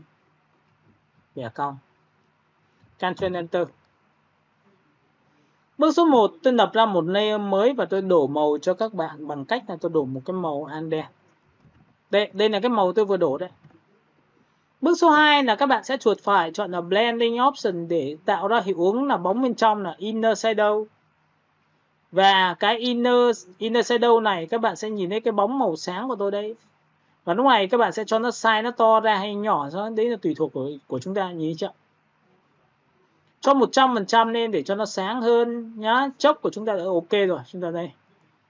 Thì lúc này sau khi đã làm xong, bạn giảm cái fill này đi cho tôi bằng 0 để nó chỉ lấy cái bóng sáng thôi. Có nhìn thấy cái bóng sáng chưa?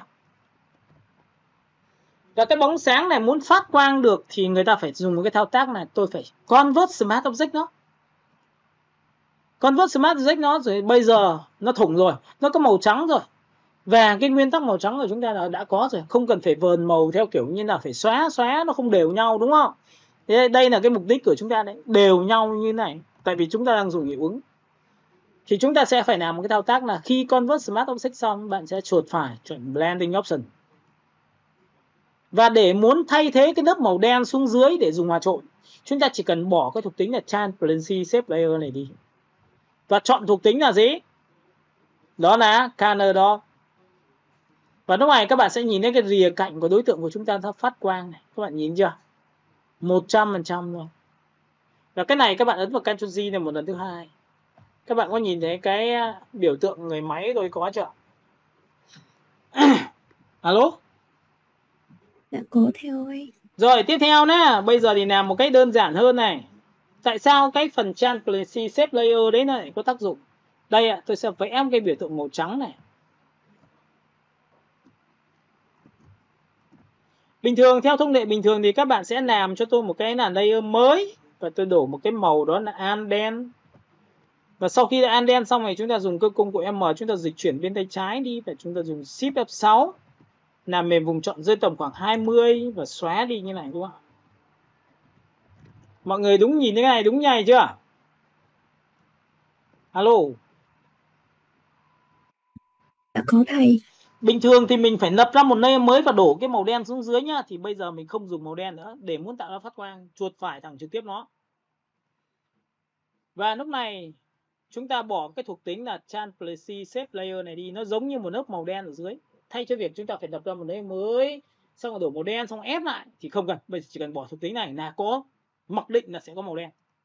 Và sau khi đã có màu đen xong thì bạn chỉ cần dọn vào thuộc tính hòa trộn cho tôi là color dog thôi. Nhìn chưa? Và lúc này bạn ấn OK cho tôi. Bạn đã có cái màu. Nhìn thấy chưa? Và cái màu này các bạn giảm phin xuống này, nhìn thấy chưa? Nó vẫn tươi màu, được chưa? Đặt bất cứ đâu cũng được. Nhìn thấy như này chưa? Bạn thấy ơi? Thầy ơi. Sao em? Thầy ơi, cho em hỏi bây giờ là nếu mà mình dùng cái cách blending này á, là không cần phải màu đen có nữa. cái lớp màu đen với màu Đúng trắng rồi, đúng không? đúng rồi, chính xác. xác. Xong rồi bây giờ nếu như cái hình cái đường này á, mà muốn đổi thành cái màu khác Thì đổi thì khóa mình thẳng vẫn phải... khóa thẳng trực tiếp cái này đổ màu thôi. Vâng. Đấy thì Vâng. ví dụ như Dạ em vâng. muốn đổ cái màu vàng nhá, em nhìn chưa? Em đổ màu trực Dạ. tiếp luôn bằng Anden. Nhìn thấy ra màu vàng chưa? Dạ vâng, hiểu rồi thầy ơi. Nha. Dạ. Đấy là lý do tại sao mà người ta sau này đấy, người ta xóa này đi. Người ta muốn rằng là những cái đầu của những cái ngón tay này nó phát sáng hay như thế nào đó thì người ta chỉ cần lập ra một layer mới. Và layer mới lúc này thì người ta sẽ dùng cái bút bê nhé em nhé. Bút bê nhé. Em nhìn cái bút bê chưa? Em tô đến đâu thì có phải nó vàng đấy không? Đúng không? Chưa có hòa trộn gì cả. Đúng chưa? Thì lúc này có phải vừa dạy một tiêu chí là blending option, chọn vào thuộc tính là bỏ transparency shape layer đi, dùng hòa trộn là color, thì các bạn sẽ nhìn thấy là lúc này cái này của chúng ta là giảm này. Em nhìn thế này chưa? Sau này sau khi đã có xong thì chỉ cần dùng bút bê, thích tô chỗ nào là sáng thì đấy là việc của mình nhá. Nhìn này, tô này, tô này, nhìn thấy tô chưa? Nhìn này, tô này, tô này. Em có thấy là cái giáp của chúng ta nó bắt đầu nó khác biệt không ạ? Nó giống như ngọn lửa của chúng ta chưa? Thấy chưa? Mọi người có nhìn thấy đoạn này chưa nhỉ? Dạ có theo em mà làm cái này á, nó không có đều như là làm cái bút vẽ đúng không thầy? Thì đúng rồi, vậy thì người ta mới gọi là cho bút chạy theo hướng dẫn, thì mình nâng cấp phiên bản của mình là sau này là nâng cấp là bút chạy theo hướng dẫn đấy em. Dạ vâng. Nhưng mà cái này mình được quyền mình giảm độ nó đi thì nó lại rất là dễ chịu, em nhìn thấy chưa? Nó tạo ra cái chất liệu nửa của đối tượng của chúng ta cũng tốt hơn. Nhìn thấy chưa? Ví dụ nửa chỗ này đúng không? Em nhìn chỗ này chưa? Tô vào đây này. Nha. Ví dụ lập ra một layer mới, muốn cái mây này mà nó phủ như này đúng không? Thì giảm cái opacity đi. Được chưa? Chọn cho nó một cái màu được gọi là màu trắng nhá. Được chưa? Mây để nó có sắc này, nó không bị chết màu này. Chuột phải blending option, chưa tô gì cả. Chọn thuộc tính luôn. Chọn thuộc tính color luôn. Đấy, ok, bây giờ em tô này. Em chỉ cần chỉ vào đây phát, nhìn thấy phát sáng chưa? Phát sáng quá lớn. Vậy chính vì vậy mà chúng ta sẽ chơi một cái trò như sau là cái fin của chúng ta. Cái fin của chúng ta là kéo xuống đến đây. Và chúng ta tô vào đây này. Em có nhìn thấy chỗ này nó bắt đầu màu, nhìn đây nha. Mình đẩy sáng rất là dễ. Nửa này, rực này, nhiều này. Tay này, cho này, nhìn này. Em có thấy là những cái đèn này phát sáng chưa? Này, mặt này. Chỗ này phát quang ra một tí nữa này. Chỗ này đi một tí nữa này. Đấy. Cái việc mà dìm rồi là tạo nửa cho nó bắt mắt hơn, nó như nào đó. Thì cái này nó có thừa sức để chúng ta làm. Nhìn không? Đó, thì các bạn nhìn này, trước cái sau này. Đó, mọi người nhìn thấy chưa? Người ta gọi là nhấn ánh sáng cho những cái sản phẩm thiết kế của chúng ta là rồi qua cái này. Nha. Và từ cái này giống như vừa rồi tôi vừa chia sẻ cho các bạn là gì? Tôi vẽ một cái vùng tròn hình tròn. Tôi vẽ như này.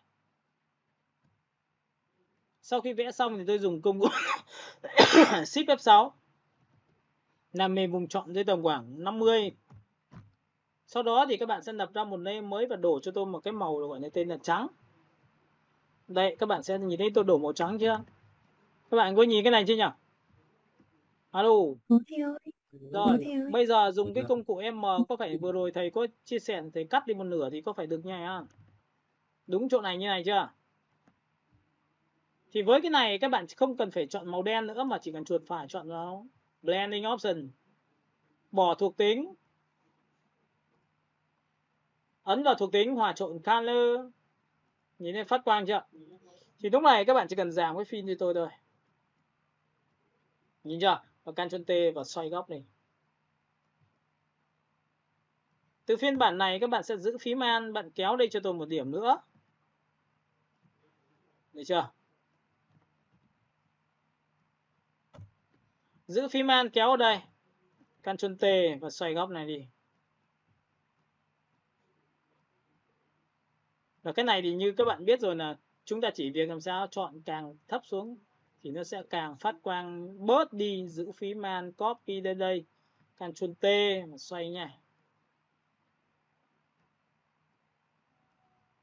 Ctrl Z lại tiếp tục chọn vào giữa.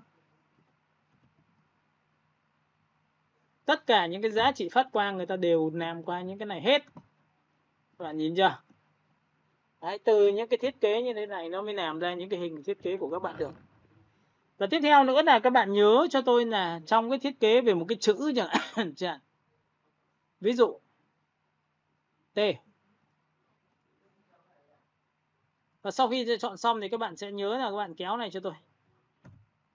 Chữ này thì chúng ta sẽ chọn một cái nền tảng là một cái chữ nó có thể nét dày.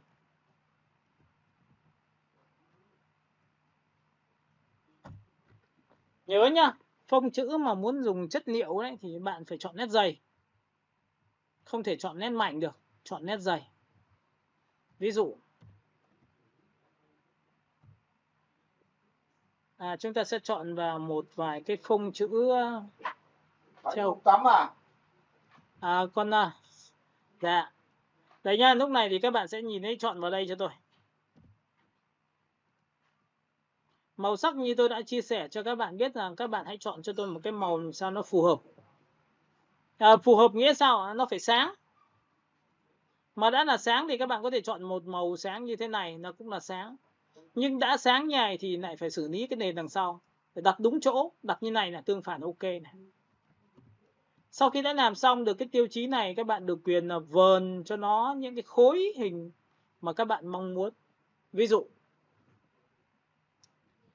khi làm về chữ thì các bạn biết rồi là lúc này chúng ta được quyền là chúng ta chọn vào pen, chúng ta tích vào đây một điểm, chúng ta tích vào đây một điểm, chúng ta vẽ vào đây một điểm, chúng ta vẽ vào đây một điểm, chúng ta vẽ vào đây một điểm, chúng ta vẽ vào đây một điểm, chúng ta vẽ vào đây một điểm. Đấy nhá, để các bạn nhìn thấy chưa? Khi tích lên đây, sau đó ngăn vào lên đây, Ctrl Enter.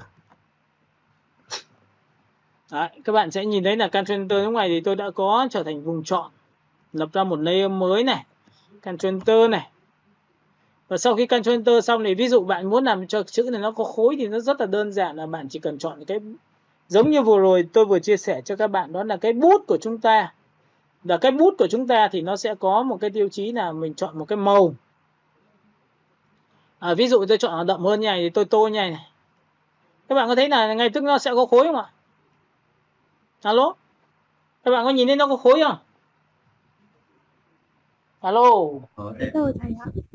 Nhưng cái khối này nó bị nòi ra ngoài khỏi cái chữ đúng không? Alo? Thì bây giờ tôi cho cái này đối tượng của chúng ta chui vào cái chữ thì sao? Thì có phải nó chỉ nằm trong cái khuôn của cái chữ không? Coi cái chữ là cái khung hình đúng không? Ctrl Alt G các bạn nhìn này. Ctrl D này. Các bạn có nhìn thấy chữ này của tôi chưa? Và cũng tương tự như vậy với pen, tôi sẽ làm sao tôi tích vào đây một điểm, tôi lại tích vào đây một điểm, tôi lại bẻ cong như này. Đấy nhá. Các bạn có thể làm rất là nhiều kiểu cho dạng chữ của các bạn. Ví dụ chữ này đến đây thì tôi bẻ cong đến đây. Ctrl Enter. Tôi lại lập ra một layer mới. Hay là tôi dùng bút B tôi tô luôn đến đây này. Tại vì nó bên trong này mà. Đấy, Ctrl D này. Nha. Các bạn sẽ nhìn thấy ít nhất là chữ của chúng ta có cảm giác mà về khối có thể làm như này được. Rồi. Thì các bạn nhớ một điều cho tôi là tiếp theo một lần nữa này. Trong công cụ pen vừa rồi tôi vừa tải ánh sáng cho các bạn xem về cái thiết kế của khung hình của chúng ta, Ctrl O. Tôi sẽ lấy một cái khác để cho các bạn rõ hơn về cái phần này. Đây ạ, chúng ta sẽ chọn một cái ánh sáng. Đây ạ.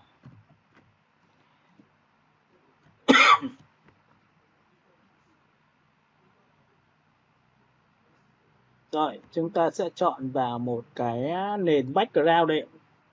Không, cái đấy nó chưa đủ độ tối.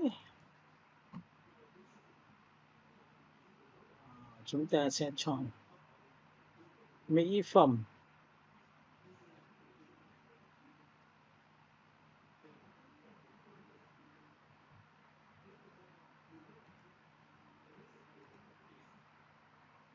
Ctrl O.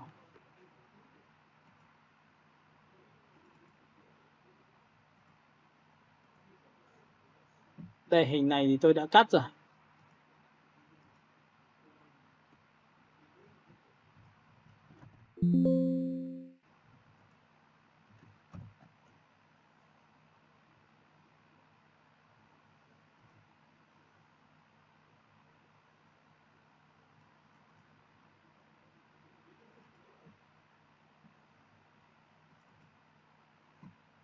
Đây, chúng ta chọn cái này đi.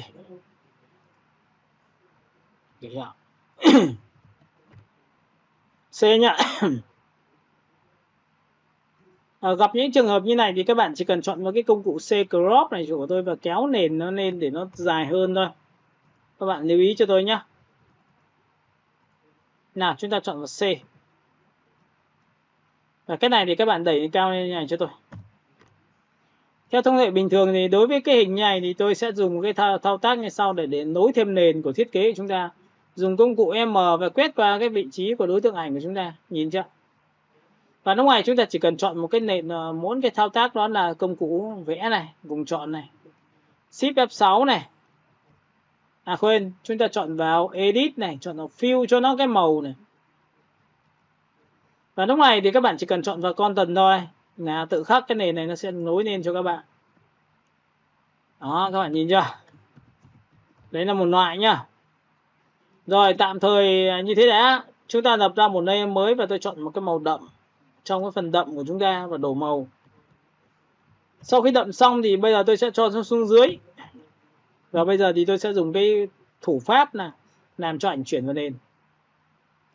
Ảnh trên thì tôi dùng công cụ Shift F6 và đặt là 100. Xóa nhá. Shift F6 200. Xóa. Rồi, xong. Bây giờ theo thông lệ bình thường thì các bạn có thấy rằng là cái ánh sáng của chúng ta là hay dùng cái vùng chọn như này không ạ? Chúng ta vẽ một cái vùng chọn. Sau đó lập ra một layer mới và chúng ta đổ một cái màu, đó là màu trắng. Sau khi đã có màu trắng xong thì bạn sẽ dùng cái công cụ M và bạn quét qua một nửa phần phía dưới và bạn dùng Shift F6 mà đặt là khoảng 100. Thì lúc này bạn xóa đi. Thì lúc này các bạn sẽ nhìn thấy là chúng ta ấn một Ctrl Shift 7. Đấy. Theo thông lệ bình thường thì các bạn sẽ nhìn thấy rằng là cái hình của chúng ta luôn luôn là sao ạ? Đó, nó phải có nền đen đúng không? Thì bây giờ không cần nền đen nữa, chúng ta chuột phải, chọn Blending Option thôi. Bỏ thuộc tính này đi cho tôi. Và chọn thuộc tính là Color. Lúc này sau khi đã chọn xong thì bạn sẽ làm sao ấn OK. Thì cái này các bạn chỉ cần dùng Fill cho tôi, giảm đi.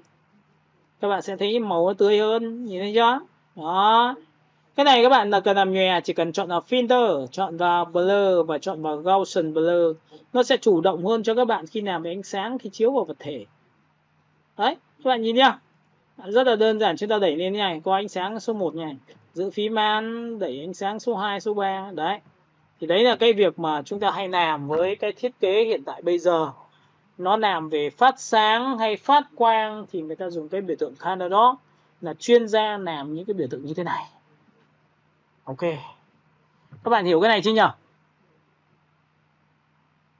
Có hiểu rồi thầy ơi. Nha, có nghĩa là từ nãy giờ tôi đang nói cho các bạn để các bạn nâng cấp cái phiên bản, ví dụ cái máy tính TV của các bạn. Ví dụ cái hình tròn. Đây ạ. Tôi sẽ quay trở lại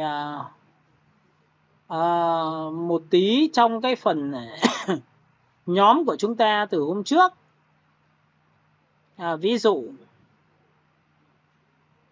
Ví dụ cái bài này, bài của bạn copy này. Đây ạ. Đây ạ. Ví dụ trong trường hợp này khi mà làm về thiết kế thì tôi sẽ dùng một cái thao tác là tôi sẽ vẽ một cái vùng chọn. Sau khi đã có vẽ vùng chọn xong, tôi lập ra một layer mới và tôi dùng một Shift F6 làm mềm bằng 10, 20 gì đó, và sau đó thì tôi đổ một cái màu trắng. Sau khi đã đổ màu trắng xong thì chúng ta sẽ dùng cái công cụ M và chúng ta quét qua một nửa phần phía này và tôi xóa đi. Thì tôi đã có màu trắng rồi. Và màu trắng này bây giờ muốn phát quang thì phải dùng cái color dot này, các bạn nhìn chưa? Nhìn chưa? Cái này thì phát quang không phải gọi là phát quang bởi vì màu không tươi nhé, các bạn nhìn kéo xuống này xỉ này, vẫn chết màu này, nhìn chưa? Thì để muốn có được cái màu tươi đấy thì chúng ta phải chuột phải, chọn là Blending Option, bỏ thuộc tính. Đấy, bạn thấy là bỏ thuộc tính cho màu tươi này, nhìn này, nhìn này, trước này, sau này. Đấy, cả nhà nhìn cái này chưa? Phải có cái này thì mới được nhá, nhìn nhá. Và sau khi đã có cái này xong thì bạn chỉ việc cầm đối tượng này, Ctrl T và xoay dọc cái vị trí này lên cho tôi. Đấy, thì người ta gọi là nhấn nhé thiết kế đường chuyển động của chúng ta, kéo đây. Kéo này xuống đây, giữ Shift kéo đây. Enter. Các bạn nhìn không? Vật liệu phát sáng là đẹp ngay, kéo ngay phát copy sang đây một tí nữa này. Ctrl T này, xoay dọc này. Ctrl T xoay dọc này. Và khi xoay dọc như này thì các bạn sẽ nhìn thấy là tôi sẽ kéo nuôi vào trong đây. Để xoay nhảy. Làm thật kỹ nhá. Đó, các bạn nhìn nhá. Cả lớp mình nhìn này chưa nhỉ? Giữ phím Alt kéo xuống đây. Trang trí cái thiết kế của chúng ta nó đẹp hơn, nó bắt mắt hơn là lý do là do những cái thứ mà chúng ta đang làm như thế này. Được chưa? Rồi từ những cái logo, cái thứ là của các bạn đều phải làm như thế cho tôi. Tiếp theo cũng tương tự như vậy với bài hôm trước. Bài mà tôi đã góp ý trong cái phần mà làm về TV. Các bạn đã làm về TV. Chúng ta sẽ phải nâng cấp cái phiên bản chúng ta học qua bài này về ánh sáng. Và làm cho nó kỹ. Đâu rồi, tôi sẽ kéo xuống. Đây. Chuột phải copy, sau đó thì sang file thiết kế của chúng ta, Ctrl. Đó. Thì từ những cái này các bạn nhớ cho tôi một điều rằng là chúng ta phải vẽ một cái vùng chọn. Tại sao phải vẽ vùng chọn? Bởi vì vẽ vùng chọn như này thì người ta mới nhấn nhé được cái miếng này này. Đó. Lập ra một layer mới và chúng ta đổ một cái màu gọi là màu trắng. Được chưa? M và chúng ta kéo xuống đây một tí. Shift F6 làm mềm vùng chọn sau khi vẽ và đặt cho nó rơi tầm 10. Thì các bạn sẽ nhìn thấy là khi mà làm như này, nhìn thấy chưa? Nó đã đẹp hơn rồi. Chứ chưa nói thì chuột phải Blending Option, sau đó để chọn thuộc tính là bỏ thuộc tính này đi. Bỏ Color Dot đi. Nhìn thấy chưa? Và lúc này sau khi làm xong bạn chỉ cần giảm cái fill cho tôi thôi. Cả lớp mình nhìn thấy cái này chưa nhỉ? Alo? Kéo sang đây. Rồi. Có nghĩa là trong cái điều kiện cho phép bạn phải làm cho tôi một cái hình như thế này. Nó phải đủ độ bắt mắt. Hiểu chưa? Rồi cái tivi của các bạn, những cái đường chiếu này của các bạn sau này bạn phải sửa lại hết. Đúng không? Thì nó mới ổn được. Rồi tiếp theo, cái đường background này, chân trời này chúng ta không thể làm theo cách này được. Mà chúng ta biết cái lệnh là qua filter, rồi filter gallery, rồi chọn tip. Thì cái này nó ở hay một chỗ như sau là cái này là chính là phần chính của chúng ta. Còn phần này là phần phụ này. Cả lớp mình nhìn thấy phần phụ này của tôi chưa? Alo? Rồi, sau khi đã làm xong ấn Enter này. Chấp nhận được cái này này. Thì các bạn có thấy là ngay tức cái mặt chân dung này nó phải làm sao? Ctrl V. Và sau khi Ctrl V xong thì tôi copy thành hai cái này, các bạn nhìn chưa? Đấy, nhẽ phần này nhá, thì có phải là tôi phải xử lý trước không? Tại vì là tôi không có file của bạn ấy, tôi chỉ cần như này thôi. Đúng không? Tôi sẽ ấn vào Ctrl G lên thì có phải là sẽ có cái mặt chân dung này. Còn cái hình này tôi bỏ đi thì như này thôi, đúng không? Thì các bạn sẽ nhìn thấy rằng là chúng ta sẽ phải có trước và sau, có xa và gần. Đấy, có rõ và mờ. Thì như vậy thiết kế của các bạn luôn dần dần nó sẽ ổn định dần lên. Các bạn hiểu cái này chưa? Rồi cũng tương tự như vậy. Có rất nhiều bạn làm về cái thiết kế. Đó, về chai nọ nước các thứ đấy, làm rất là đẹp. Mình sẽ làm cho nó bóng sáng, phát sáng như nào đó cho nó hấp dẫn lên cho tôi. Nha. Ví dụ trong trường hợp này. Đây. Copy hình này. Bài này thì tất nhiên là tôi chia sẻ cho các bạn biết rằng là đối với những cái đá như này thì cái đá này nó phải là thiên về tông tím. Lập ra một layer mới và dùng bút B, nhớ là dùng bút B. Hãy chọn cho tôi một cái màu tên là tím.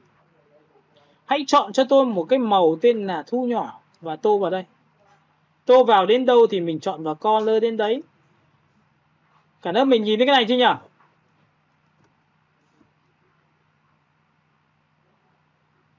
Alo? Hiểu cái phần này chưa? Phần thứ hai, hai cái ngọn núi này không thể nào bằng nhau được.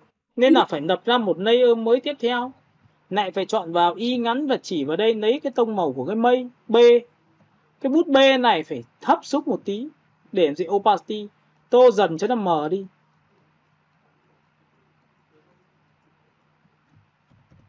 Ok, mọi người hiểu cái này chưa nhỉ? Cả nhà ơi, cả nhà có nhìn thấy cái này của tôi đang tô không ạ? Thầy ơi, nói đi. Em bị đứng hình thầy ạ. Em nói đi. Em bị đứng hình thầy ơi, em thấy thầy tô xong rồi không thấy gì nữa. Rồi, nhìn được chưa? Được rồi thầy, được rồi. Nha, có nghĩa là cái file này của mình ấy, mình sẽ phải khi làm xong các bạn đã về tỷ lệ đã ổn rồi thì bắt đầu mình sẽ đo chính phủ trước sau. Ví dụ vừa rồi thì mình có tô này, các bạn có nhìn thấy cái này rõ chưa? Alo, tắt mắt thì nhìn thấy rõ chưa? Có thầy ơi. Nhưng nó lại tranh chấp hình chính của các bạn nên là tôi phải dùng một cái lớp bút B tôi tô lên để cho nó mờ. Bởi vì nó là phụ mà. Được chưa? Nhìn này chưa? Alo? Có thầy. Và tiếp theo, vừa rồi tôi vừa làm phủ lên, nhưng phần thứ hai là đầu tiên là cái ngọn núi này là màu đen. Các bạn nhìn thấy màu đen chưa? thì cái ngọn núi này phải là màu tím. Mình đang dùng tông tím mà, đúng không? Rồi tiếp theo này ví dụ bài này là bài của Hoan nhé. Hoan có đây không nhỉ? Hoan nhỉ? Alo? Alo? Hoan không có đây. Thôi không sao cả, sửa cho bạn Mỹ nhé. Sau này khi mà dùng mây này, người ta không thể dùng mây như này được, mà người ta sẽ dùng bút mây. Và đã là bút mây thì các bạn nhớ cho tôi là ở trong đây nó đã có rồi. Và sau này tôi sẽ cung cấp cho các bạn về cái bút này. Và bút mây nó có sẵn rồi, chỉ việc làm sao chỉ thẳng vào lấy mây thôi. Bạn mây thích kiểu gì nó được kiểu đấy luôn, thì nó sẽ tạo ra một cái quầng mây nó đẹp hơn rất là nhiều, lập ra một layer mới. Chọn một cái đầu bút tên là 100% màu tím trắng, màu trắng đi vào đây, nhìn chưa, sinh ra mây ngay nha, phóng to này, kéo này nha. Ví dụ chọn chỗ này phát là người ta đẹp luôn, hiểu không ạ? Thì cảm giác cái mặt trời của em nó sẽ có giá trị ngay nha.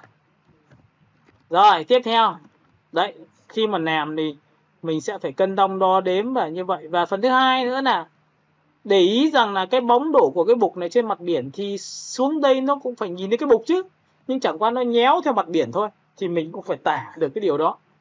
Mình đã không chơi thôi, chơi là phải giống đấy nha, phải suy nghĩ cái việc đấy cho tôi cái. Rồi tiếp theo lúc này thì tôi sẽ quay trở lại, có rất nhiều bài rồi có một vài bạn làm rất là khá.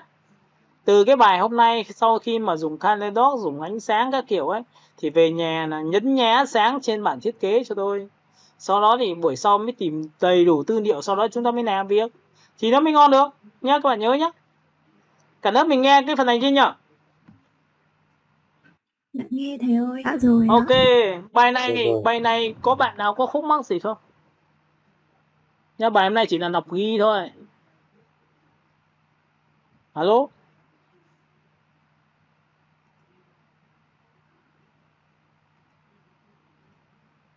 Đấy nha, nhớ nha. Bạn nào mà cần sửa vừa rồi thì chúng ta phải sửa để cho nó bắt mắt lên. Bởi vì làm những cái thương hiệu theo kiểu TV, nó công nghệ thì nó phải bóng bẩy. Đó. Rồi thêm ánh sáng vào như thế nào để cho cái thiết kế mình nó đẹp hơn. Rồi làm bóng sáng đèn, chuột phải blending option nha. Những cái hoa này sau này mình sẽ phát quang, mình làm được hết. Tất cả những chai nọ như này mình sẽ làm được.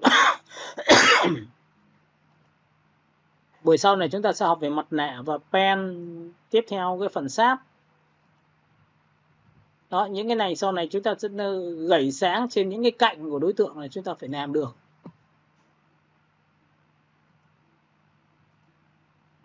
Đó, cái phần này thì tôi đã nói cho các bạn biết là làm thế nào để rìa của đối tượng chúng ta phát quang lên mà nó đều nhau, mà không phải dùng bút nhá.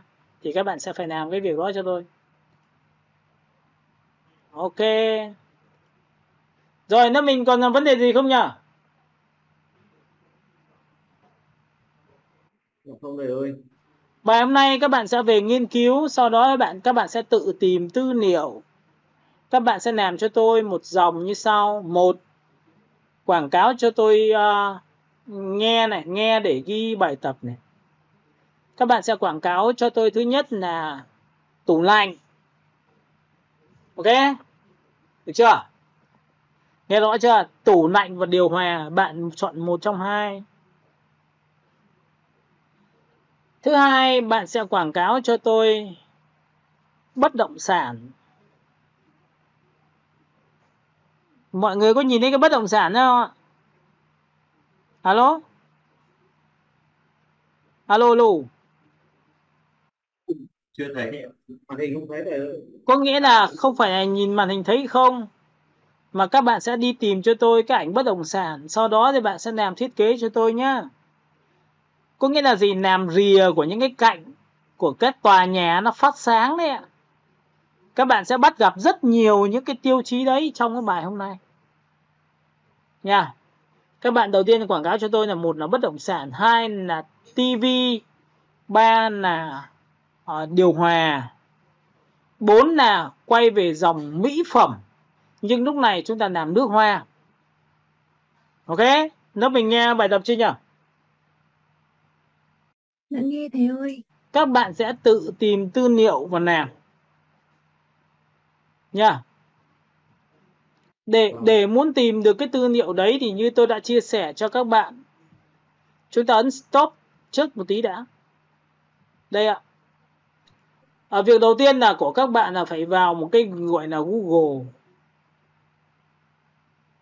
Đây nhá. Tôi sẽ chọn cho các bạn về cái biểu tượng chia sẻ.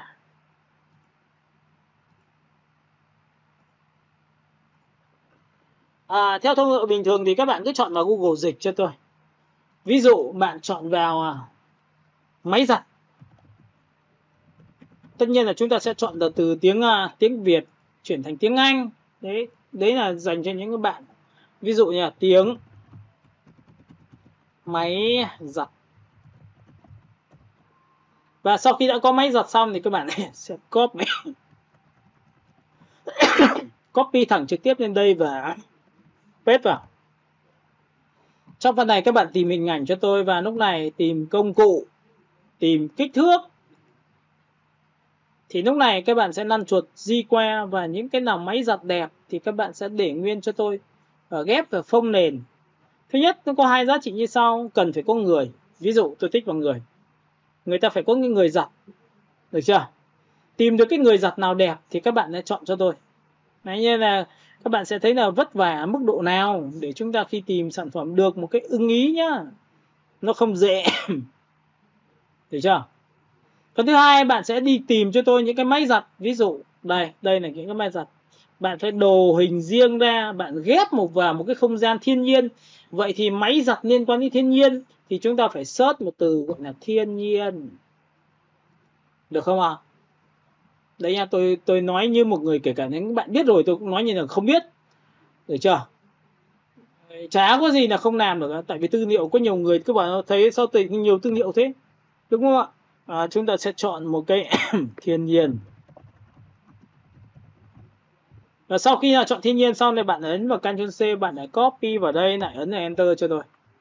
Chọn vào hình ảnh. Và tất nhiên là cái hình ảnh này tôi muốn rằng ghép cái file của chúng ta trên một cái nền. Sau đó có một cái background nào thiên nhiên. Sau đó mới có được cái tiêu chí đó. Thì đấy là việc của các bạn.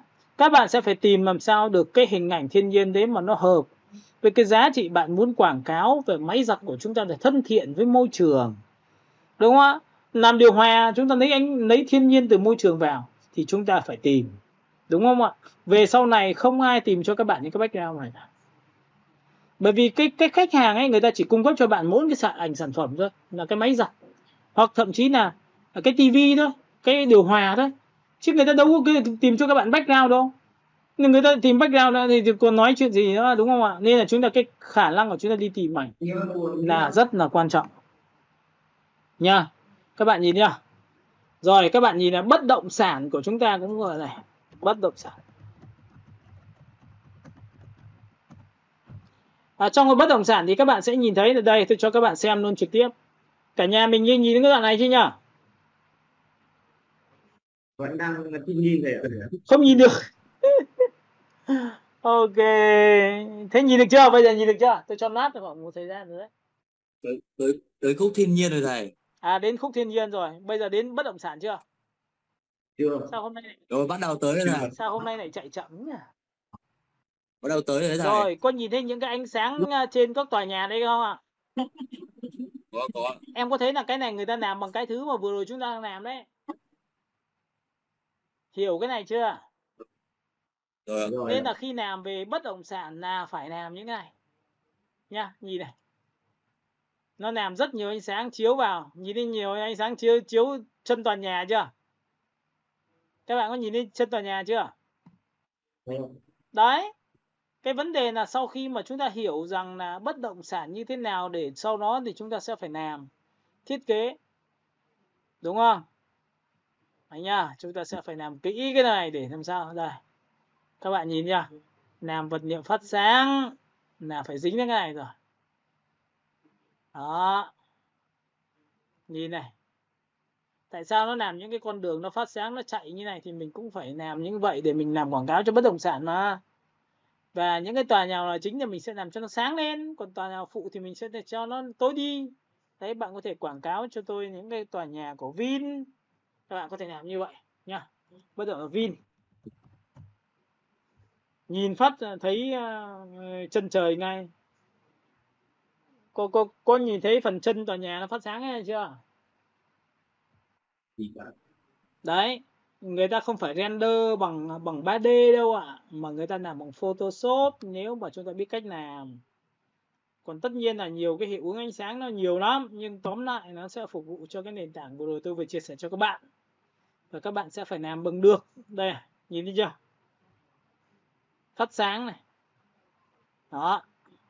Ok, lớp mình nhớ về tập luyện nhá. Bài tập thì chúng ta sẽ tự tìm tư liệu, được không ạ? Mai học tiếp với thầy. Mai học tiếp. Vâng. Nha. Hiểu cái này chưa nhá? Rồi. Ok, mai chúng ta sẽ nhắc lại một vài cái tiêu chí của bài hôm nay nhá. Rồi, bye bye, hẹn gặp lại các bạn. Chào thầy, chúc thầy. Cảm ơn thầy ạ. Cảm ơn em. Chào Cảm thầy ơn ạ. mọi người. Chào thầy. Mọi người Chào chịu thầy. khó nhá. Chúng ta sẽ phải quyết liệt đây. Chào thầy mọi người. Ngủ ngon. Ok em.